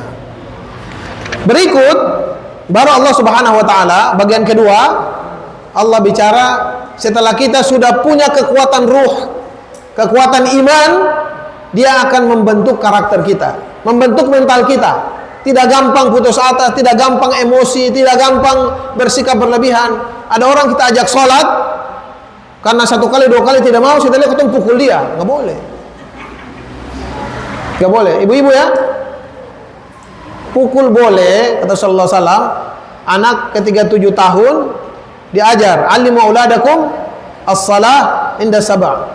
7 tahun diajari sholat, sampai 10 tahun disuruh sholat masih yang mau. Syaratnya 3 tahun berturut-turut tuh diajari sholat. Kalau 3 tahun setelah itu dia mau sholat lagi baru pukul. Fadribuhu bi 10 tahun boleh pukul, bapak-bapak ya. Pukul pun tidak boleh pukul yang mencelakai, pukul yang menyakiti berlebihan. Sekedar pukul untuk tahu bahwa ketika dia tidak melakukannya, itu berarti dia telah melakukan kesalahan. Tapi kalau sudah 3 tahun tiap hari kita suruh, memang sudah luar biasa itu. Ya, yang repot ini waktu ulang tahun tahun ke-7 suruh sekarang 7 tahun ya nak sholat ya. Satu kali bilang itu, nanti 10 tahun semua masuk 10 tahun ketiga baru dapat yang kasih tahu lagi 1 kali. Ya padahal 10 tahun ini pernah sembahyang. Lalu karena itu dipukul, yang nggak boleh. Yang pernah diajarin tiap hari. Kalau anak itu baik, insya Allah kalau tiap hari selama 3 tahun diajar sholat, dibawa, diajak, diajarin, pasti dia mau sholat. Tidak mungkin tidak. Ini tugasnya bapak-bapak paling banyak, dibawa ke masjid sholat. Karena bapak-bapak kalau tidak menjalankan fungsinya, nanti anak-anak punya problem yang serius. Nah setelah mental terbentuk, baru Allah SWT perintahkan, wasbir ala ma yaquluna wahjurhum hajaran jamila. Engkau sabarlah ya Muhammad, tenang, tetap dalam kebenaran, tetap kokoh dalam kebaikan, dan hadapi mereka dengan segala ketenangan. Wahjurhum hajaran jamila. Tinggalkan mereka dengan cara yang baik, jamil. Jadi tidak bikin keributan, tidak. Ya kalau engkau tidak mau terima, kalian tidak mau menerima, aku serahkan kalian pada Allah SWT dengan cara yang baik. Itu Rasulullah diajarin begitu. Nah ayat ini kata para ulama nanti direvisi dengan ayat perang. Nah, ini belum revisi, masih disuruh meninggalkan dengan cara yang baik. Tapi untuk kita, konteks kita dalam konteks tertentu, dalam kondisi tertentu, kadang-kadang memang kita perlu berakhlak dengan akhlak begini. Wahjurhum hajaran jamila. Kita ajar dikit. Ada kawan kita sudah balik, tidak diajarkan orang tuanya untuk sholat, untuk taat pada Allah, kita ajar dia yang mau. Ya nggak apa-apa, kita suka kasih tahu. Ada orang begitu dikasih ajaran tutup aurat. Nanti ketua bisa bagaya lah. Ya ibu-ibu, nggak apa-apa. Engkau tetap masih bisa bagaya. Kalau engkau belum bisa pakai sekarang nggak apa-apa. Mudah-mudahan besok bisa pakai. Anda pernah punya pengalaman begitu? Ada ibu disuruh pakai jilbab, alasannya macam-macam. Terakhir saat kita belum ada uang per beli baju. Ada uang nggak? Berapa itu baju? 1 juta. Nah ini ada 1 juta. Pi beli baju per dia. Oh ya sudah, saat nanti besok kita pakai. Besok lagi datang suruh pakai jilbab. Jadi alasan saja. Tidak ada uang, tidak ada segala macam. Inilah, itulah, segala macam. Tidak sholat karena ini, itu. Wahjurhum hajaran jamila. Wadharni wal mukadzibina ulin na'mati wa mihilhum qalila. Lalu terhadap mereka-mereka yang angkuh, yang sombong, yang merasa besar, orang-orang Quraisy itu, yang luar biasa merasa mereka pemuka-pemuka Quraisy, yang mereka dalam kenikmatan, ulin na'mati, mereka dalam kesenangan, kekuasaannya dan segala macam, banyak uangnya. Tinggalkan mereka, tinggalkan aku urusi mereka. Ini kalimat ini jamaah sekalian Allah SWT, kalimat yang sangat memukul. Tapi hanya orang beriman saja yang bisa merasakan. Allah yang biarkan aku urusi mereka, biarkan mereka. Jangan engkau bersedih, jangan engkau terpukul dengan sikap mereka. Kasih tinggal aku.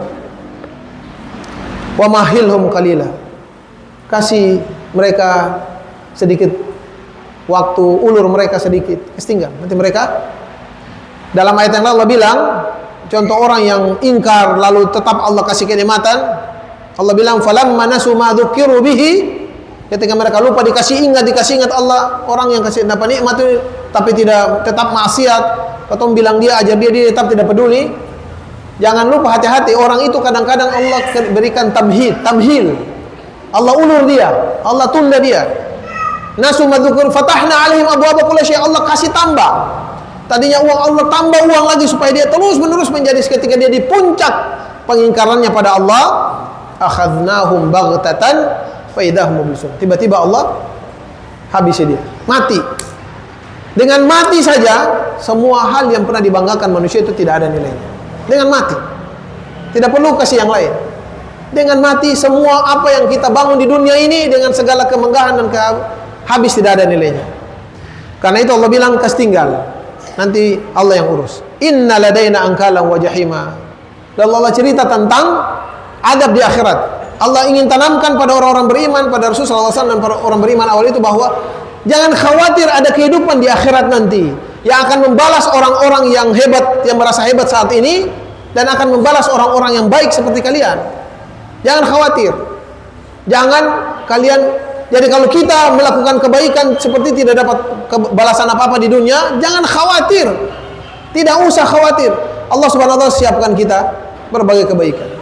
Ini salat ini tapi tidak dapat kasih apa-apa. Dia yang lain pemalas tapi dia dapat Allah kasih ini, kasih itu, pangkat naik, ya, dari jabatan ini segala macam. Seorang beriman yang punya iman terhadap akhirat, dia tidak akan khawatir sama sekali. Yang kamu punya di dunia ini tidak ada nilainya sama sekali. Berhenti dengan kematian. Sementara aku dengan keimananku dan ketaatanku di muka manusia tidak ada nilainya, tapi di hadapan Allah SWT Allah menyimpan kemuliaan yang besar bagiku. Ya inna ladaina angkalan wa jahima, kami siapkan kepada mereka itu angkalan, ikatan atau belenggu, wa jahima, dan siksaan nerakanya Allah Subhanahu wa taala, jahim, wal a'udzu billah, wa ta'aman dza ghussatin wa 'adzaban alima. Kami kasih mereka makanan, tapi makanan yang tersangkut yang ketika dimakan tersangkut di kerongkongannya. Kalau tidak makan, lapar, tidak enak. Kalau makan, makanan yang masuk enak. Antara tidak enak dan tidak yang enak itu ada satu yang paling tidak enak. Makan tapi tersangkut. Hah? Lebih enak tidak makan atau makan tersangkut? Ibu-ibu? Hah? Makan tersangkut? Lebih tidak enak makan tersangkut. Lebih baik tidak makan sama sekali. Jadi Allah sebenarnya ingin menggambarkan bagaimana kesulitan dan kepedihan yang hadapi orang-orang yang ingkar, yang sombong tadi. Mereka bukan saja tidak dikasih makan, tapi dikasih makan yang menyiksa mereka. Yang tadinya mereka berharap nikmat dengan makanan itu, justru makanan itu menjadi siksaan tambahan buat mereka. Seperti orang kalau di sini tidak dikasih makan, ketong minta tidak dikasih makan. Tapi ada orang yang dia kasih keluar makanan, ada gulai kambing, ada nasi, ada sayur, segala macam lengkap. Kita dalam keadaan lapar, pas ketong senang mau makan, dia angkat lagi makan, dia bilang saya dapat jatah. Lebih sedih yang mana? Saya dikasih makan atau orang Ambon bilang dapat apa? Dapat kas galojo. Ya.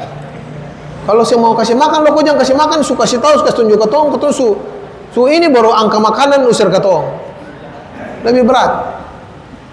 Allah SWT menceritakan hal-hal seperti ini jauh dari hakikatnya. Rasulullah bilang, seorang hamba dikasih di akhirat itu mala ainun ra'at wala udhunun sami'at wala khatara ala qalbi bashar. Tidak pernah, bahkan dibayangkan pun tidak mungkin. Tapi Allah cerita begini untuk mendekatkan kita dengan hakikat yang akan Allah berikan kepada orang-orang beriman, atau hakikat yang Allah akan berikan timpakan kepada orang-orang yang ingkar pada Allah Subhanahu wa taala. Wa ta'aman dza ghussatin wa 'adzaban alima. Kemudian yauma tarjuful ardu wal jibalu wa kanatil jibalu katsiban mahila. Mereka akan dikembalikan, orang-orang yang sombong tadi, yang ingkar tadi akan dikembalikan pada hari di mana Allah goncangkan bumi dan gunung tergoncang sebegitu rupa sampai hancur. Wa kanal tiljibalu kathiban mahila, sampai gunung itu seperti pasir-pasir. Kathiban itu pasir, gunung pasir. Mahila itu gunung pasir yang kalau ketong kore di bawah sedikit, dia turun semuanya habis. Tahu ada gunung pasir yang begitu keseng, yang kering, tumpukan begitu, ketong kore saja begitu sedikit di bawah, trek, dia turun semua. Zrrr. Betapa tidak ada artinya sama sekali. Betapa rapuh gunung yang ketong lihat begitu luar biasa di sini, hebat-hebat, rapuh, tidak ada apa-apa pada hari di mana Allah Subhanahu wa taala menghendaki berakhirnya kehidupan. Kathiban mahila. Gunung begitu, apalagi kita manusia. Ya? Dalam ayat Allah bilang kal farashil mabthuth, seperti bulu-bulu ayam yang angin tiup langsung dia terlempar kemana-mana, tidak ada nilainya. Gunung yang begitu besar. Lah kita manusia yang tidak ada nilainya di hadapan kekokohan gunung, tidak ada nilai sama sekali di hadapan keagungan Allah Subhanahu wa taala. Inna arsalna ilaikum rasulan syahidan alaikum kama arsalna ila fir'auna rasula. Kami utus kepada kalian Rasul Muhammad sallallahu alaihi wasallam sebagai saksi sebagaimana kami telah utus kepada Fir'aun Rasul menjadi saksi, mengajarkan dia kebaikan dan membuat dia menjadi saksi atas pengingkaran dia, siksaan yang Allah berikan kepada dia. Fa'asa Fir'aunur rasula fa'akhadnahu akhdan wabila. Dan Fir'aun menentang Nabi Musa alaihissalam, Rasul yang diutus padanya. Fa'akhadnahu akhdan wabila, dan kami siksa dia dengan siksaan yang pedih.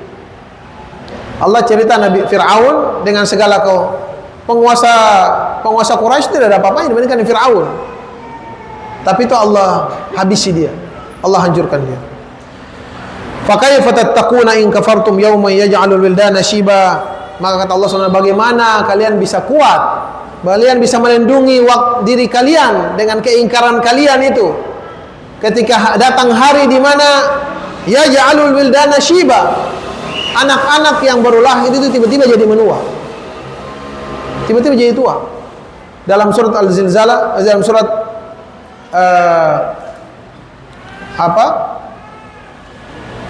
Allah bilang, Allah gambarkan situasinya, yauma tada'u kullu dhatu hamlin hamlaha wa taran nasa sukara. Hari di mana bahkan bukan anak kecil menjadi tua, bahkan seorang ibu yang sedang mengandung anaknya yang dia sayang, dia jaga, dia pelihara, dia takut terhadap anaknya, dia lari, anaknya lari tinggalkan dia, keluar dan lari tinggalkan dia, dia lari tinggalkan anaknya. Dahsyatnya hari itu. Bagaimana kalian bisa menyelamatkan diri kalian dengan keingkaran kalian ketika kalian berhadapan dengan hari ini? Tattaquna yauman tattaquna in kafartum yawma yaj'al, wa kaifa tattaquna in kafartum yawma yaj'alul udana shiba. Tidak mungkin, tidak mungkin kalian bisa. Jadi tenang, wahai orang-orang beriman, terhadap orang-orang yang ingkar dan kafir itu tenang, tidak usah gundah, tidak usah melemah. As-sama'u munfatirun bih kana wa'duhu maf'ula. Bahkan langit yang begitu tinggi yang kita tidak bisa menggapainya, yang kelihatan kokoh di atas kita ini, Allah akan bikin hancur dengan perintah Allah Subhanahu wa taala. Kana wa'duhu maf'ula. Dan Allah, janji Allah itu pasti Allah akan tunaikan. Tidak ada yang tidak akan Allah tunaikan dari janji Allah Subhanahu wa taala. Innallaha la yukhliful mi'ad. Inna hadhihi tadhkirah. Sekali lagi ini untuk ingatan buat kalian orang-orang beriman untuk tetap kokoh, tetap teguh dalam kebaikan, tidak usah khawatir. Dan peringatan buat orang-orang yang ingkar, yang malas, yang tidak peduli tadi dengan ajaran Allah SWT, agar mereka kembali. Faman syaa'a attakhadha ila rabbih sabila. Kita ingin ambil jalan untuk ketemu dengan Allah SWT, maka kita kokoh dalam kebaikan. Sumber kita adalah tetap qiyamul lail, ingat Allah, baca Quran, jadikan Allah sebagai pegangan kita dalam kehidupan kita. Kita ingin jalan menuju Allah Subhanahu wa taala. Jadi pikiran kita selalu kayak gitu.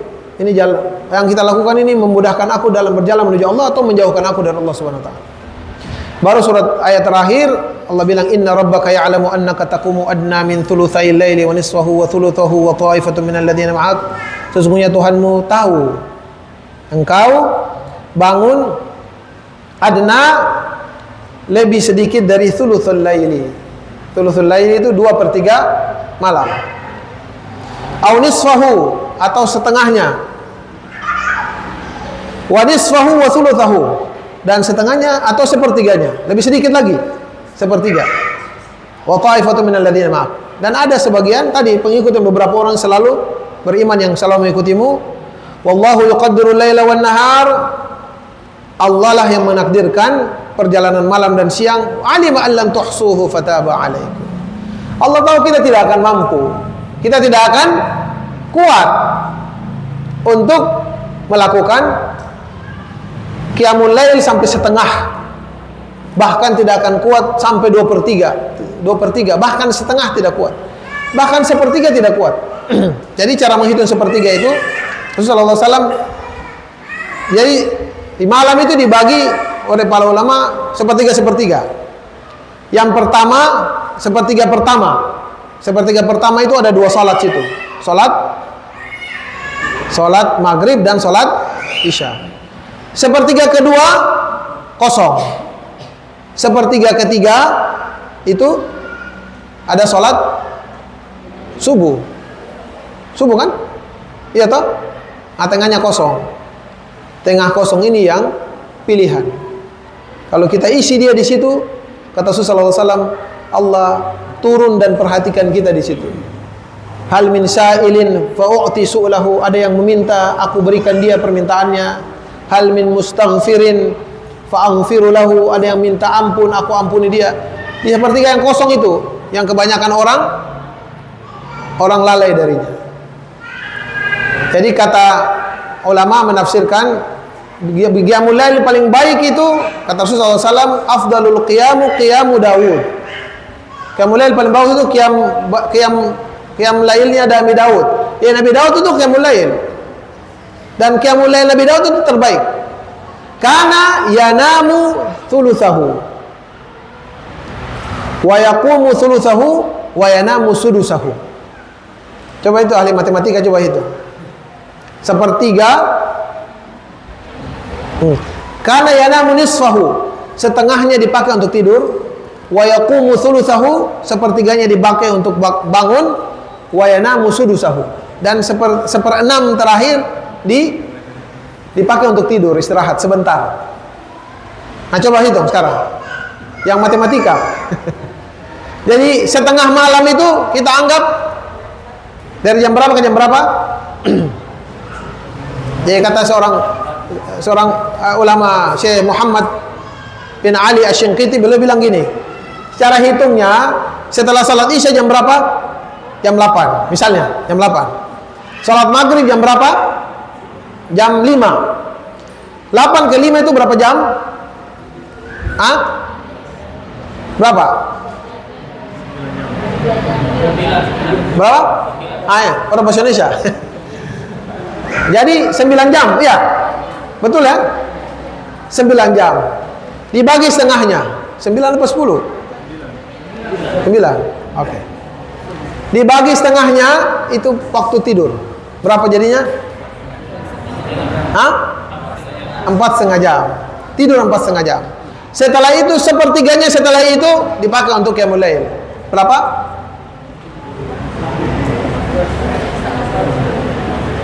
Sepertiga tambah seperenam berapa? Ini matematika dulu lupa. Setengah, lalu setelah sepertiga tambah seperenam, jadi setengah toh? Ilmu matematika dulu di SD. Sepertiga tambah seperenam jadinya 1/2, atau kita bilang setengah.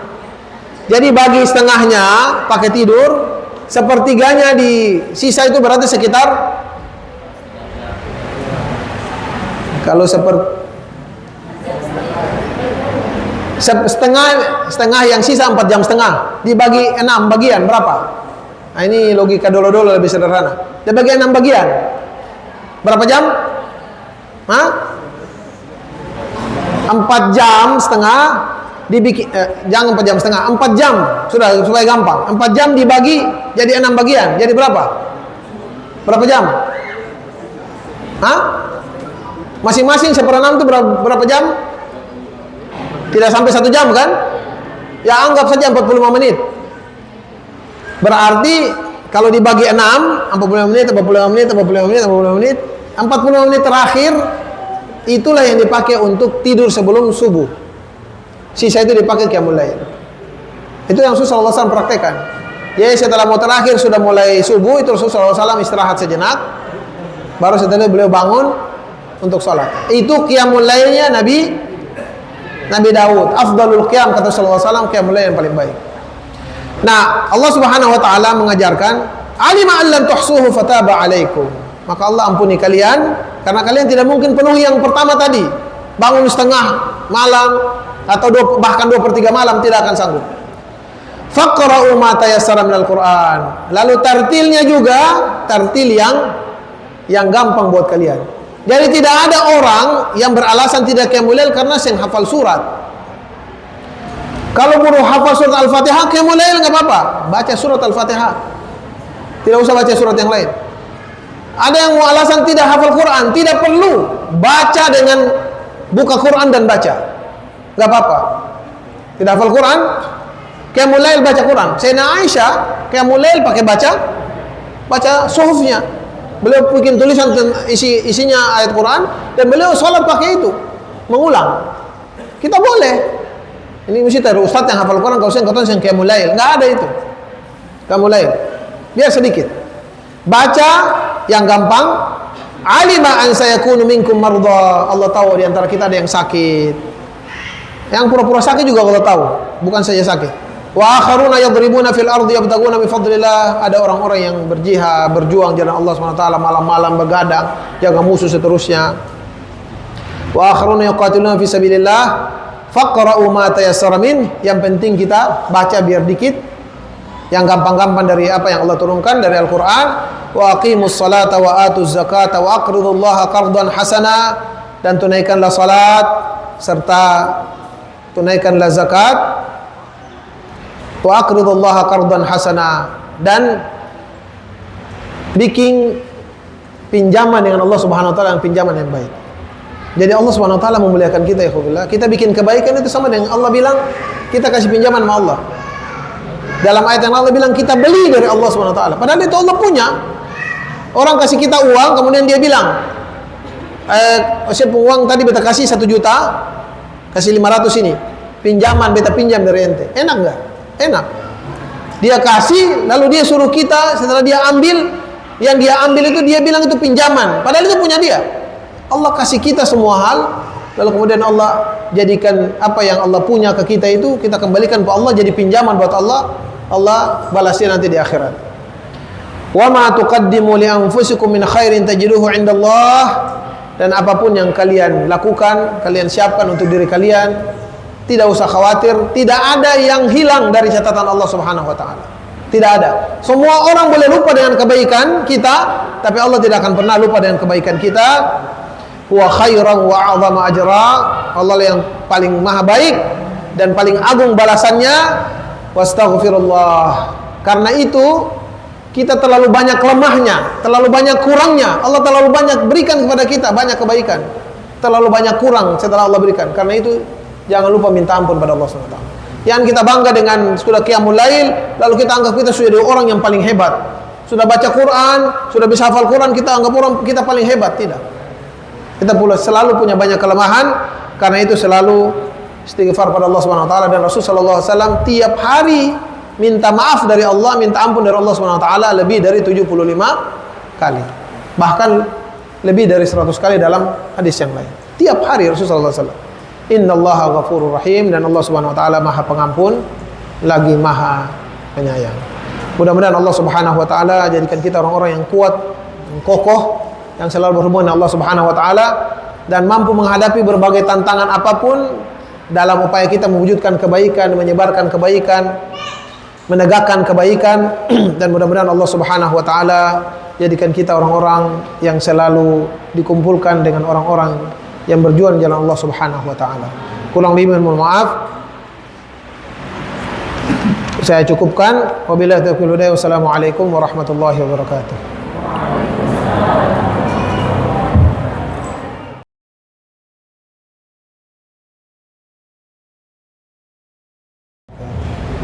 Sebelumnya jazakallahu khairan Ustaz atas ilmu yang telah diberikan.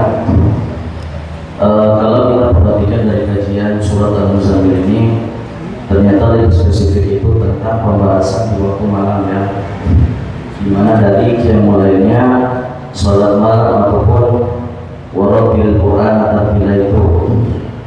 Dari pertanyaan saya itu adalah Ustaz, yang pertama, bagaimana cara kita bisa istiqomah terus menghidupkan waktu malam? Karena pengalaman kadang kita itu dalam seminggu itu cuma 3 kali. Hari pertama qiyamul lail, kedua qiyamul lail, ketiga tidur, keempat qiyamul lail, besoknya lagi tidur lagi, berlewat lagi, dan seterusnya, sehingga kita tidak bisa konsisten. Itu pertanyaan pertama. Pertanyaan kedua, dari pembahasan tentang menghidupkan malam tadi ada keutamaan yang saya sebutkan. Kemudian ada juga efek atau hal-hal yang berdampak terhadap keimanan atau kehidupan kita selama sehari-hari itu. Pertanyaannya adalah, kalau seandainya kita terlewatkan waktu malam tadi untuk menghidupkan malam, apakah kita sama sekali betul-betul lalu dari mendapatkan efek atau ganjaran tadi, atau adakah hal yang bisa kita lakukan untuk mengganti yang terlewat dari malam itu di waktu pagi atau waktu siang? Dari sekian 2 pertanyaan. Wassalamualaikum warahmatullahi wabarakatuh. Assalamualaikum. Nama saya Muhammad Fadli Beno, biasa dipanggil Fadli. Fatih. Fadli. Muhammad Fadli. Langsung ya, jawabannya langsung ya. Bismillahirrahmanirrahim. Yang pertama terkait dengan bagaimana menjaga agar kita bisa qiyamul lail. Tentu yang pertama adalah taufik min Allah Subhanahu wa taala. Allah kasih kita taufik dan hidayah. Karena itu hal pertama yang harus kita lakukan banyak berdoa pada Allah Subhanahu wa taala. Kita minta pada Allah Subhanahu wa taala. Tidak ada yang bisa kita lakukan di dunia ini kecuali karena Allah membantu kita. Tidak ada orang yang hebat yang bisa melakukan kebaikan kecuali karena Allah membantunya. Dan karena itu setiap hari kita dengungkan, kita ucapkan, kita tegaskan dalam diri kita, iyyaka na'budu wa iyyaka nasta'in. Ya Allah, hanya kepada Engkau, hanya, tidak ada yang lain kami sembah, dan hanya kepada Engkau kami minta tolong. Jadi minta tolong apapun, apalagi untuk kebaikan. Jangan pas mau qiyamul lail, mau harap tiba-tiba datang semangat, Allah kasih semangat. Nanti mau nikah baru minta terus-terus sama Allah SWT. Istikharah waktu mau nikah saja, setelah habis nikah selesai, yang akhwat dan ikhwan kita pernah istikharah. Semua mengandalkan kemampuan sendiri.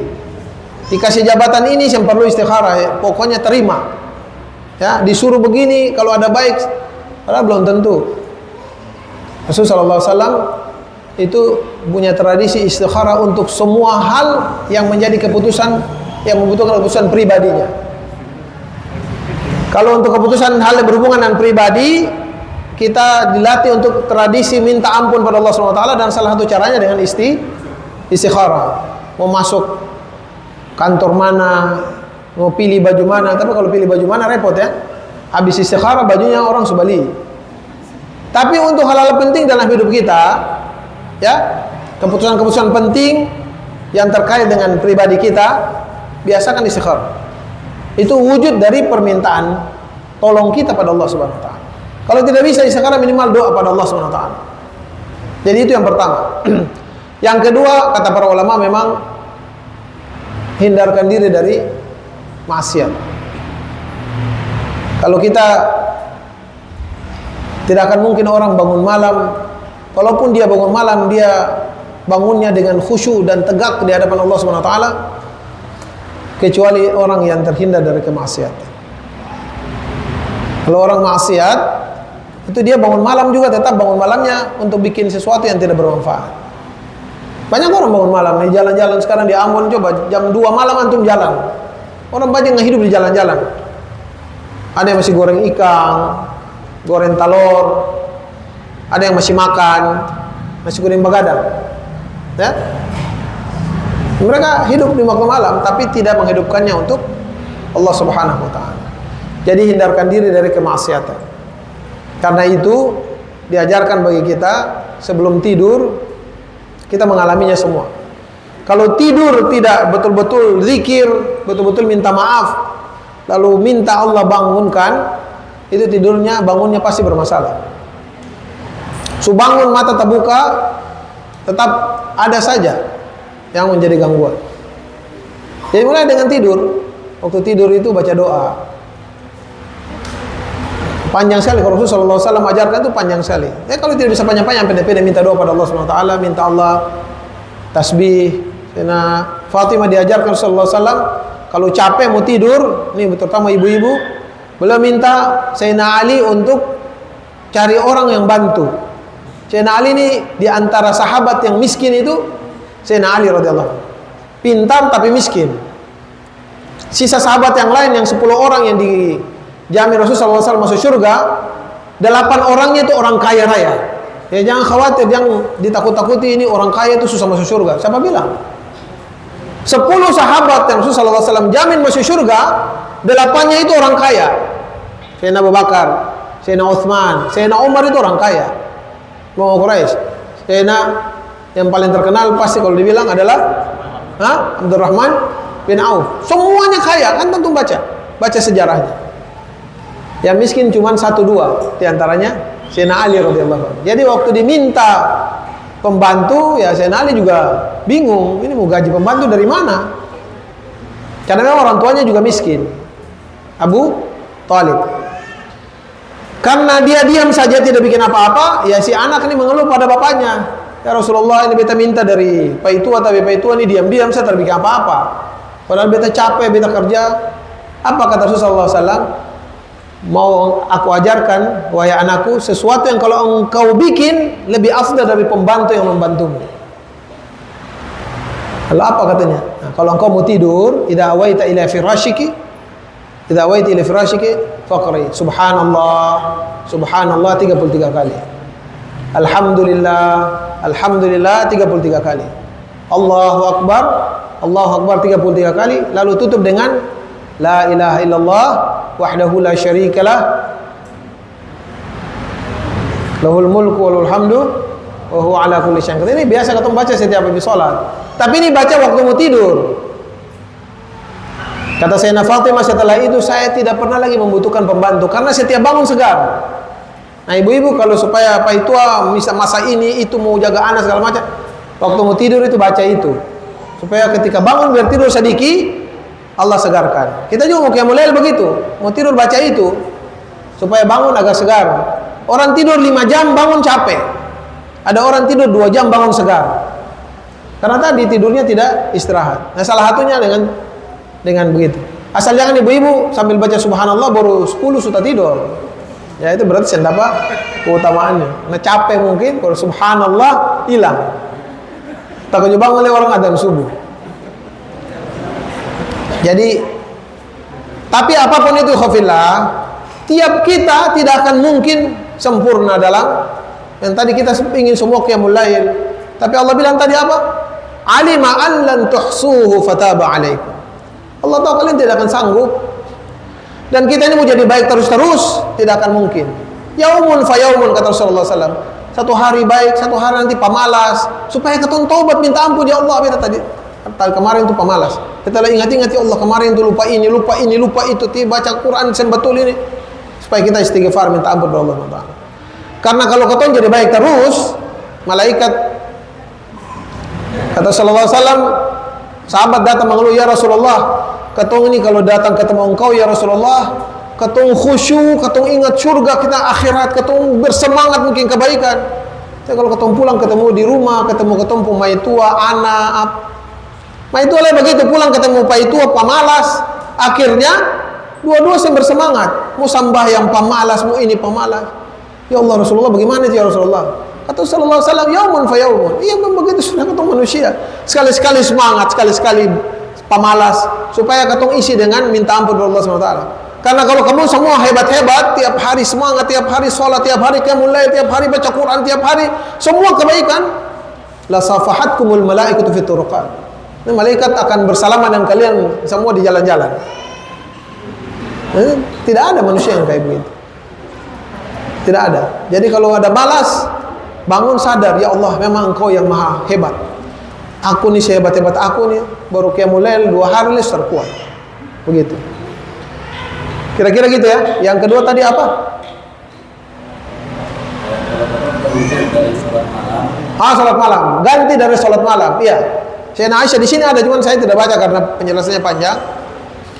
Qiyamul lail itu Rasulullah SAW, kata Sayyidina Aisyah dalam hadis di Bukhari, panjang sekali. Itu Rasulullah SAW itu biasanya bangun setiap malam, tidak pernah beliau tinggalkan di dalam perjalanan maupun ketika beliau di Madinah. Qiyamul lail, karena wajib, dan beliau selalu sholatnya 12 rakaat. Kan Sayyidina Aisyah hitung, karena di kamarnya Rasulullah SAW itu kan pas untuk tidurnya beliau dengan istrinya. 1 meter, dalam Al-Isyara bilang 1,5 meter kali. Jadi karenanya kalau dua-dua tidur, satu orang bangun lalu sholat, pasti ketika sholat itu satu orang pun kaki pasti tasonto. Jadi Sayyidina Aisyah itu selalu ketika Rasulullah SAW bangun qiyamul lail, ketika sholat pas sujud, Sayyidina Aisyah mesti tarik kaki.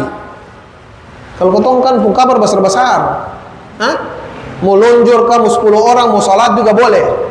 Rasulullah SAW kamarnya kecil. Ya ketika Rasulullah SAW sujud, Sayyidina Aisyah tarik kaki, karena pasti kena kakinya. Nah, Sayyidina Aisyah menghitung dari setiap tarikan kaki itu, oh rakaat 1, oh rakaat kedua, oh rakaat ketiga, dan setiap kali dihitung selalu 12 rakaat. Jadi karena sempitnya kamarnya Rasulullah SAW. Jadi beliau selalu itu. Tapi kata Sayyidina Aisyah, kalau beliau ketahuan karena mesti pulang dari perjalanan perang dan seterusnya, ketika di Sayyidina Aisyah tidak sholat sebagaimana 12 rakaat itu biasanya beliau menggantinya di waktu duha. 12 rakaat di waktu duha. Jadi waktu duha itu sebagai pengganti. Karenanya salat yang juga hampir tidak pernah ditekankan Rasulullah SAW sepanjang hidupnya, walaupun beliau melakukan perjalanan, adalah salatul duha, salat duha. Itu bisa diganti. Tapi karena ganti itu sekali-sekali. Kalau 3 hari yang qiyamul lail baru ganti terus dengan duha, itu bukan ganti namanya. Kalau ganti kan mesti dari pokok dulu, pokoknya apa baru diganti kan? Ini dibalik, ganti terus, pokoknya tidak ada. Mau bangun terlambat, ganti terus 1 bulan ganti duha, itu bukan ganti namanya. Ya, jadi boleh diganti. Kalau sudah punya kebiasaan qiyamul lail tertentu tidak dilakukan, diganti di waktu duha seperti yang Sayyidina Aisyah cerita tentang baginda Rasul sallallahu alaihi wasallam. Wallahu a'lam bishawab. Baik, syukur, insyaallah Ustaz. Masih ada mungkin?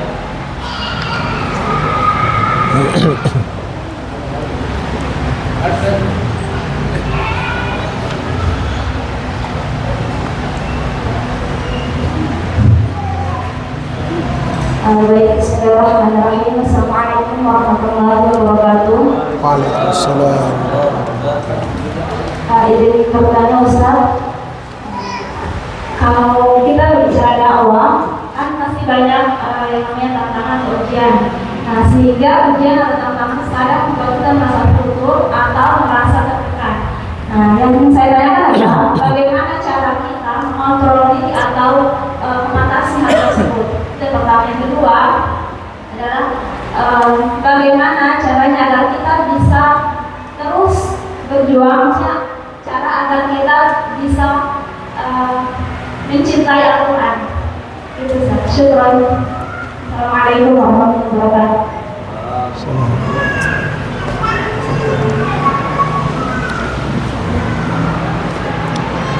Bismillahirrahmanirrahim. Yang pertama terkait dengan tekanan dakwah. Yang penting difahami oleh kita, ikhwan akhwat fillah, Bapak Ibu semua, Semua kebaikan yang kita lakukan dalam hidup ini tidak mungkin tidak ada tantangannya. Tidak mungkin, tidak ada. Semua kebaikan apapun yang kita lakukan selalu ada tantangannya. Ada tantangan yang Allah ringankan karena Allah berikan taufik dan inayah kepada hamba itu. Ada tantangan yang Allah berikan lebih berat, tapi seluruh perbuatan baik yang dilakukan seorang hamba ini selalu saja ada tantangannya. Karenanya Rasulullah SAW mengatakan, "Huffatul jannatu bil makarih," dalam hadis sahihnya. Allah itu lingkupi surganya Allah Subhanahu wa taala, balasan kebaikan kita itu dengan semua hal yang rata-rata tidak disukai oleh kita. Tantangan pertama dari diri kita kadang-kadang muncul, dari lingkungan sekitar kita macam-macam. Intinya selalu saja ada tantangan. Wa huffatul an-naru bisyahwat. Sebaliknya Allah kelilingi nerakanya Allah itu dengan hal-hal yang kita sukai. Sesuatu yang membuat kita sangat enak dan nyaman. Karena itu itu pertama dulu. Jadi jangan pernah berharap melakukan kebaikan tidak ada tantangannya. Yang kedua, karena kebaikan yang kita lakukan, selalu Allah ingin uji apakah kita lakukan itu karena ingin mendapatkan kebaikan dari Allah atau karena hal yang lain. Karenanya Allah bilang dalam Al-Quran, "Ahasiban nasu ayyatraku ayyaqulu amanna wa hum la yuftanun wa laqad fatanna alladhina min qablihim fa la ya'lamanna Allahu alladhina sadaqu wa la ya'lamanna as-sabirin wa la ya'lamanna al-kadhibin." Jadi janganlah manusia menyangka ketika dia bilang aku beriman kepadamu ya Allah, wa hum la yuftanun, lalu mereka tidak dikasih cobaan, tidak dikasih tantangan, tidak dikasih rintangan. Tidak. Karena orang-orang dulu juga melakukannya. Mereka bilang kami beriman ya Allah, kami ingin baik ya Allah, kami ingin taat padamu ya Allah. Allah bilang walaqad fatanna alladziina min qablikum. Allah sudah coba orang-orang dahulu untuk apa? Wala ya'lamanna alladziina shadaqu wala ya'lamanna al-kadzibin. Agar Allah tahu yang bicara betul siapa, yang sekedar bicara siapa. Jadi ketika kita menyatakan diri ingin melakukan kebaikan, ingatlah bahwa setelah itu Allah akan minta bukti dari kita. Yang mau kita bilang itu betul atau tidak. Dan itu wujudnya macam-macam, tantangan, godaan, tekanan. Ya, jadi karena itu tantangan itu kita maknai dia, kita paham dia sebagai alat tamhis, alat untuk apa namanya, menyaring kita ini betul apa enggak.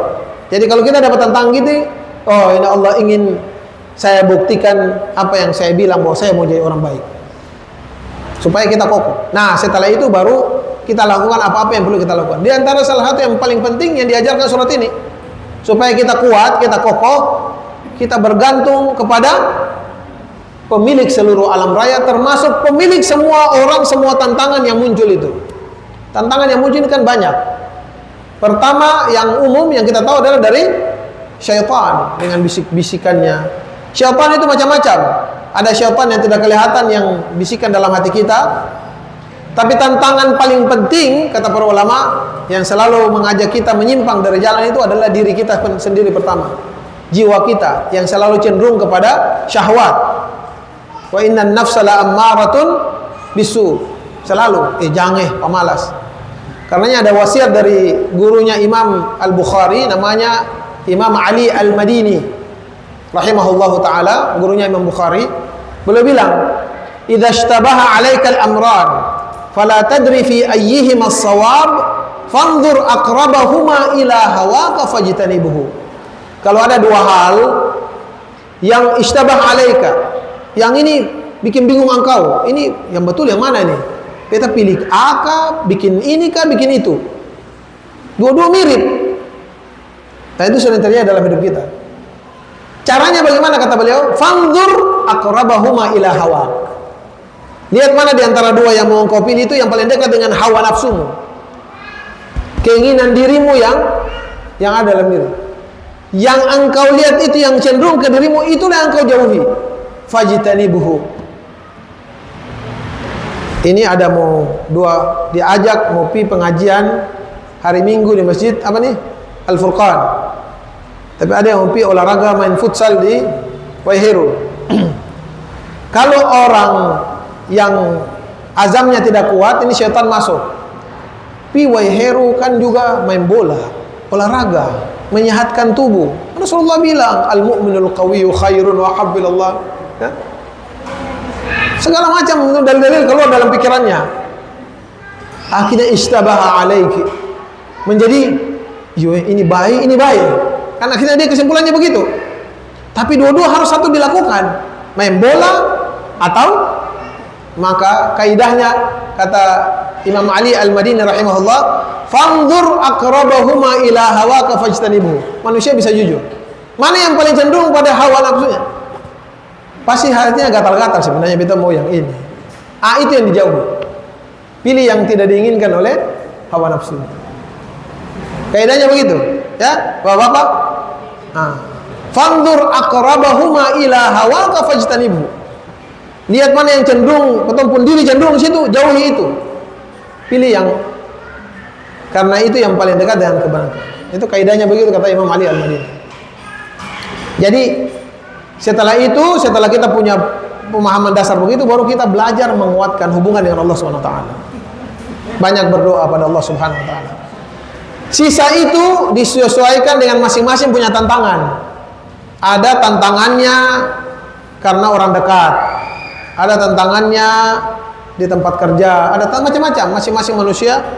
Tapi insya Allah apapun tantangan itu, kalau kita kuat dan kita selalu punya hubungan Allah SWT, dan kita sadar bahwa tantangan-tantangan, hambatan-hambatan kayak begitu merupakan sesuatu yang alami ada pada kehidupan kita untuk menjadi baik, insya Allah kita akan menjalaninya. Suatu saat mungkin kita tidak selesai dengan tantangan itu sampai kita mati, tidak apa-apa. Para nabi Allah alaihissalam sebagiannya bekerja sampai dibunuh, mati mengakhiri hidupnya dengan kematian, dibunuh oleh orang yang menantangnya. Seperti Nabi siapa? Nabi Zakaria dan Nabi Yahya dibunuh, gak apa-apa, gak masalah. Kita bertahan sampai di ujung terakhir. Dan itu yang ditunjukkan oleh saudara-saudara kita di Palestina. Mudah-mudahan Allah bebaskan mereka, Allah jauhkan mereka, Allah menangkan mereka dari musuh-musuh mereka, Yahudi wa awanuhum. Dan Allah jadikan kita orang-orang yang selalu terlibat untuk menolong mereka. Sampai di terakhir. Di tengah reruntuhan, mereka berteriak, Allahu nasiruna. Innallaha la yansuru rusulana. Allah akan tolong kita. Di atas bebatuan, di atas reruntuhan gedung dibom. Mereka berteriak bahwa kita akan menang. Kekuatan yang luar biasa, kekuatan iman apalagi yang seperti itu di zaman kayak begini, luar biasa. Mudah-mudahan Allah jadikan kita seperti mereka. Yang kedua tadi apa tadi?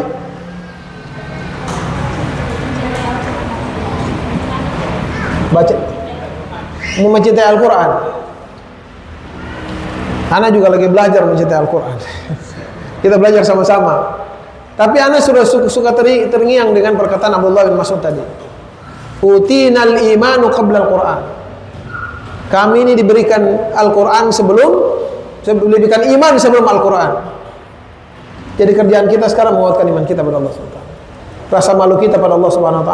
Buka Qurannya kita, belajarnya kita dalam Quran, itu berhubungan kuat dengan iman kita pada Allah SWT. Sisa itu paling penting sebenarnya. Kalau kita sudah tidak bisa lagi punya cukup alasan, hanya i'timad pada Allah SWT. Banyak berdoa pada Allah SWT. Al-mu'minu ad-du'a'u silahul mu'min. Banyak berdoa pada Allah SWT. Banyak berdoa. Semua hal yang kita lakukan berdoa. Kadang-kadang kita berdoa kalau susah saja. Kalau senang tidak banyak berdoa. Kita berdoa banyak pada Allah SWT. Kita ini jarang banyak berdoa pada Allah SWT. Termasuk ketika berhubungan dengan Al-Quranul Karim. Banyak berdoa pada Allah Subhanahu wa taala. Tapi satu hal ikhwafillah yang membantu orang untuk mencintai Al-Qur'an. Kenapa banyak orang tidak mencintai Al-Qur'an? Karena orang tidak merasakan keagungan Al-Qur'an. Banyak orang yang melakukan Al-Qur'an itu apa? Orang yang tidak pernah mengkhatamkan Quran memahaminya. Karena anak tanya di sini, jujur. Anak tanya, siapa di sini yang sudah mengkhatamkan membaca, yang tidak bisa bahasa Arab ya, yang mengkhatamkan membaca terjemahan Al-Quran dalam tahun ini? yang selama hidup dari kecil sampai sekarang sudah pernah mengkhatam baca terjemahan Al-Quran? 1, 2, ibu-ibu 3. Nah, itu contoh.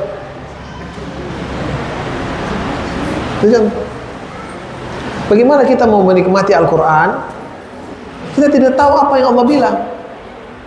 Itu bisa bayangkan, ikhwafillah, ada seorang ateis terkenal, dia punya buku terjemahan sekarang, namanya Profesor Jeffrey Lang.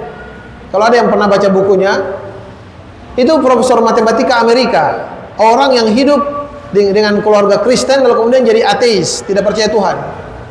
Anak baca di sejarah dia itu, dia cerita dia masuk Islam hanya karena suatu saat dia dikasih Al-Quran terjemahan di buku, di meja kerjanya. Dia profesor di Amerika. Ketika dia buka, ini buku apa ini? Ketika dia buka, dia buka ketemu dengan surat Ad-Duha,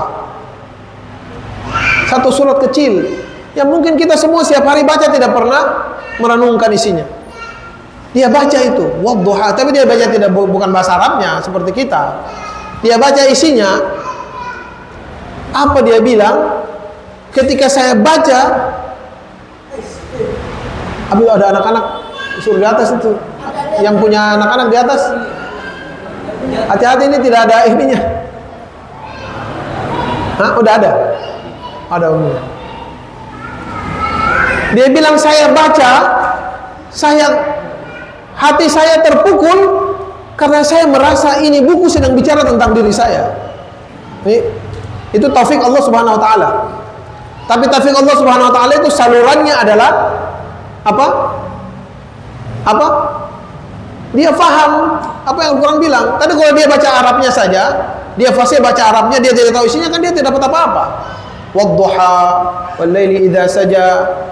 Dia tidak baca, dia baca artinya, terjemahannya, dan dia terpukul. Dia bilang karena dia merasa surat ini sedang bicara tentang dirinya, yang kecil begini, yang diabaikan, apa segala macam, yang dibiarkan terlantar. Dia merasa seperti dia hidup setelah jadi profesor matematika yang begitu pintar, cerdas, dia seperti kehilangan. Tidak ada orang yang kasih tahu dia sesuatu tentang kebaikan, tentang keagungan Allah, bahwa dia ini dulu. Jadi dia merasakan situasinya dengan surat itu. Setelah itu kemudian dia tertarik membacanya, dan akhirnya dia menjadi pencinta Quran, dan akhirnya masuk Islam. Jadi problem kita sekarang, ikhwafillah, adalah kita berinteraksi dengan isi Al-Quran. Silakan pelajari cara baca, itu bagian dari rukun yang harus kita tunaikan. Tapi yang kedua, apakah kita berinteraksi dengan perasaan, dengan pikiran kita dengan Al-Quran atau tidak? Dan wallahi, demi Allah, tidak akan pernah seorang membaca Quran, isinya, memahaminya, kecuali setelah dia baca lagi Quran, dia akan mendapatkan makna yang lebih dari apa yang dia dapat sebelumnya. Tidak akan pernah berhenti. Tidak akan pernah berhenti. Surat Muzammil ini mana hafal sejak lulus SMA. Tapi setiap kali baca, anak merasa tidak faham. Setiap kali baca, sampai sekarang anak harus ulangi lagi baca, dan anak merasa tidak faham karena terlalu banyak. Dan mungkin yang anda jelaskan juga masih banyak salah yang bisa anda sebutkan. Selalu saja ada banyak nikmat, banyak makna yang setiap kalimat penting yang disebutkan dalam Al-Quran itu mengandung rahasia yang tidak pernah kita bisa ukur kedalamannya. Jadi baca, interaksi dengan Al-Quran, baca Quran, pelajari dia. Tidak cukup dengan membaca. Bacalah Quran, bisa hatam 1 kali, 2 kali, 10 kali, 50 kali, alhamdulillah itu bagus. Tapi jadikan 1 kali dalam sebulan, khatamkan isinya. Itu terjemahan. Kalau tidak bisa dulu dengan ustadz untuk belajar atau baca kitab tafsir, baca terjemahan. Insya Allah itu bisa membuat kita semakin dekat dengan Al-Quran. Kalau kita sudah dekat, lama-lama kita akan cinta dengan Al-Quran. Prosesnya lama, tapi insya Allah kalau kita berusaha, kita berikhtiar, insya Allah Allah bantu kita untuk itu. Ya, Allahu a'lam bishawab. Kira cukup?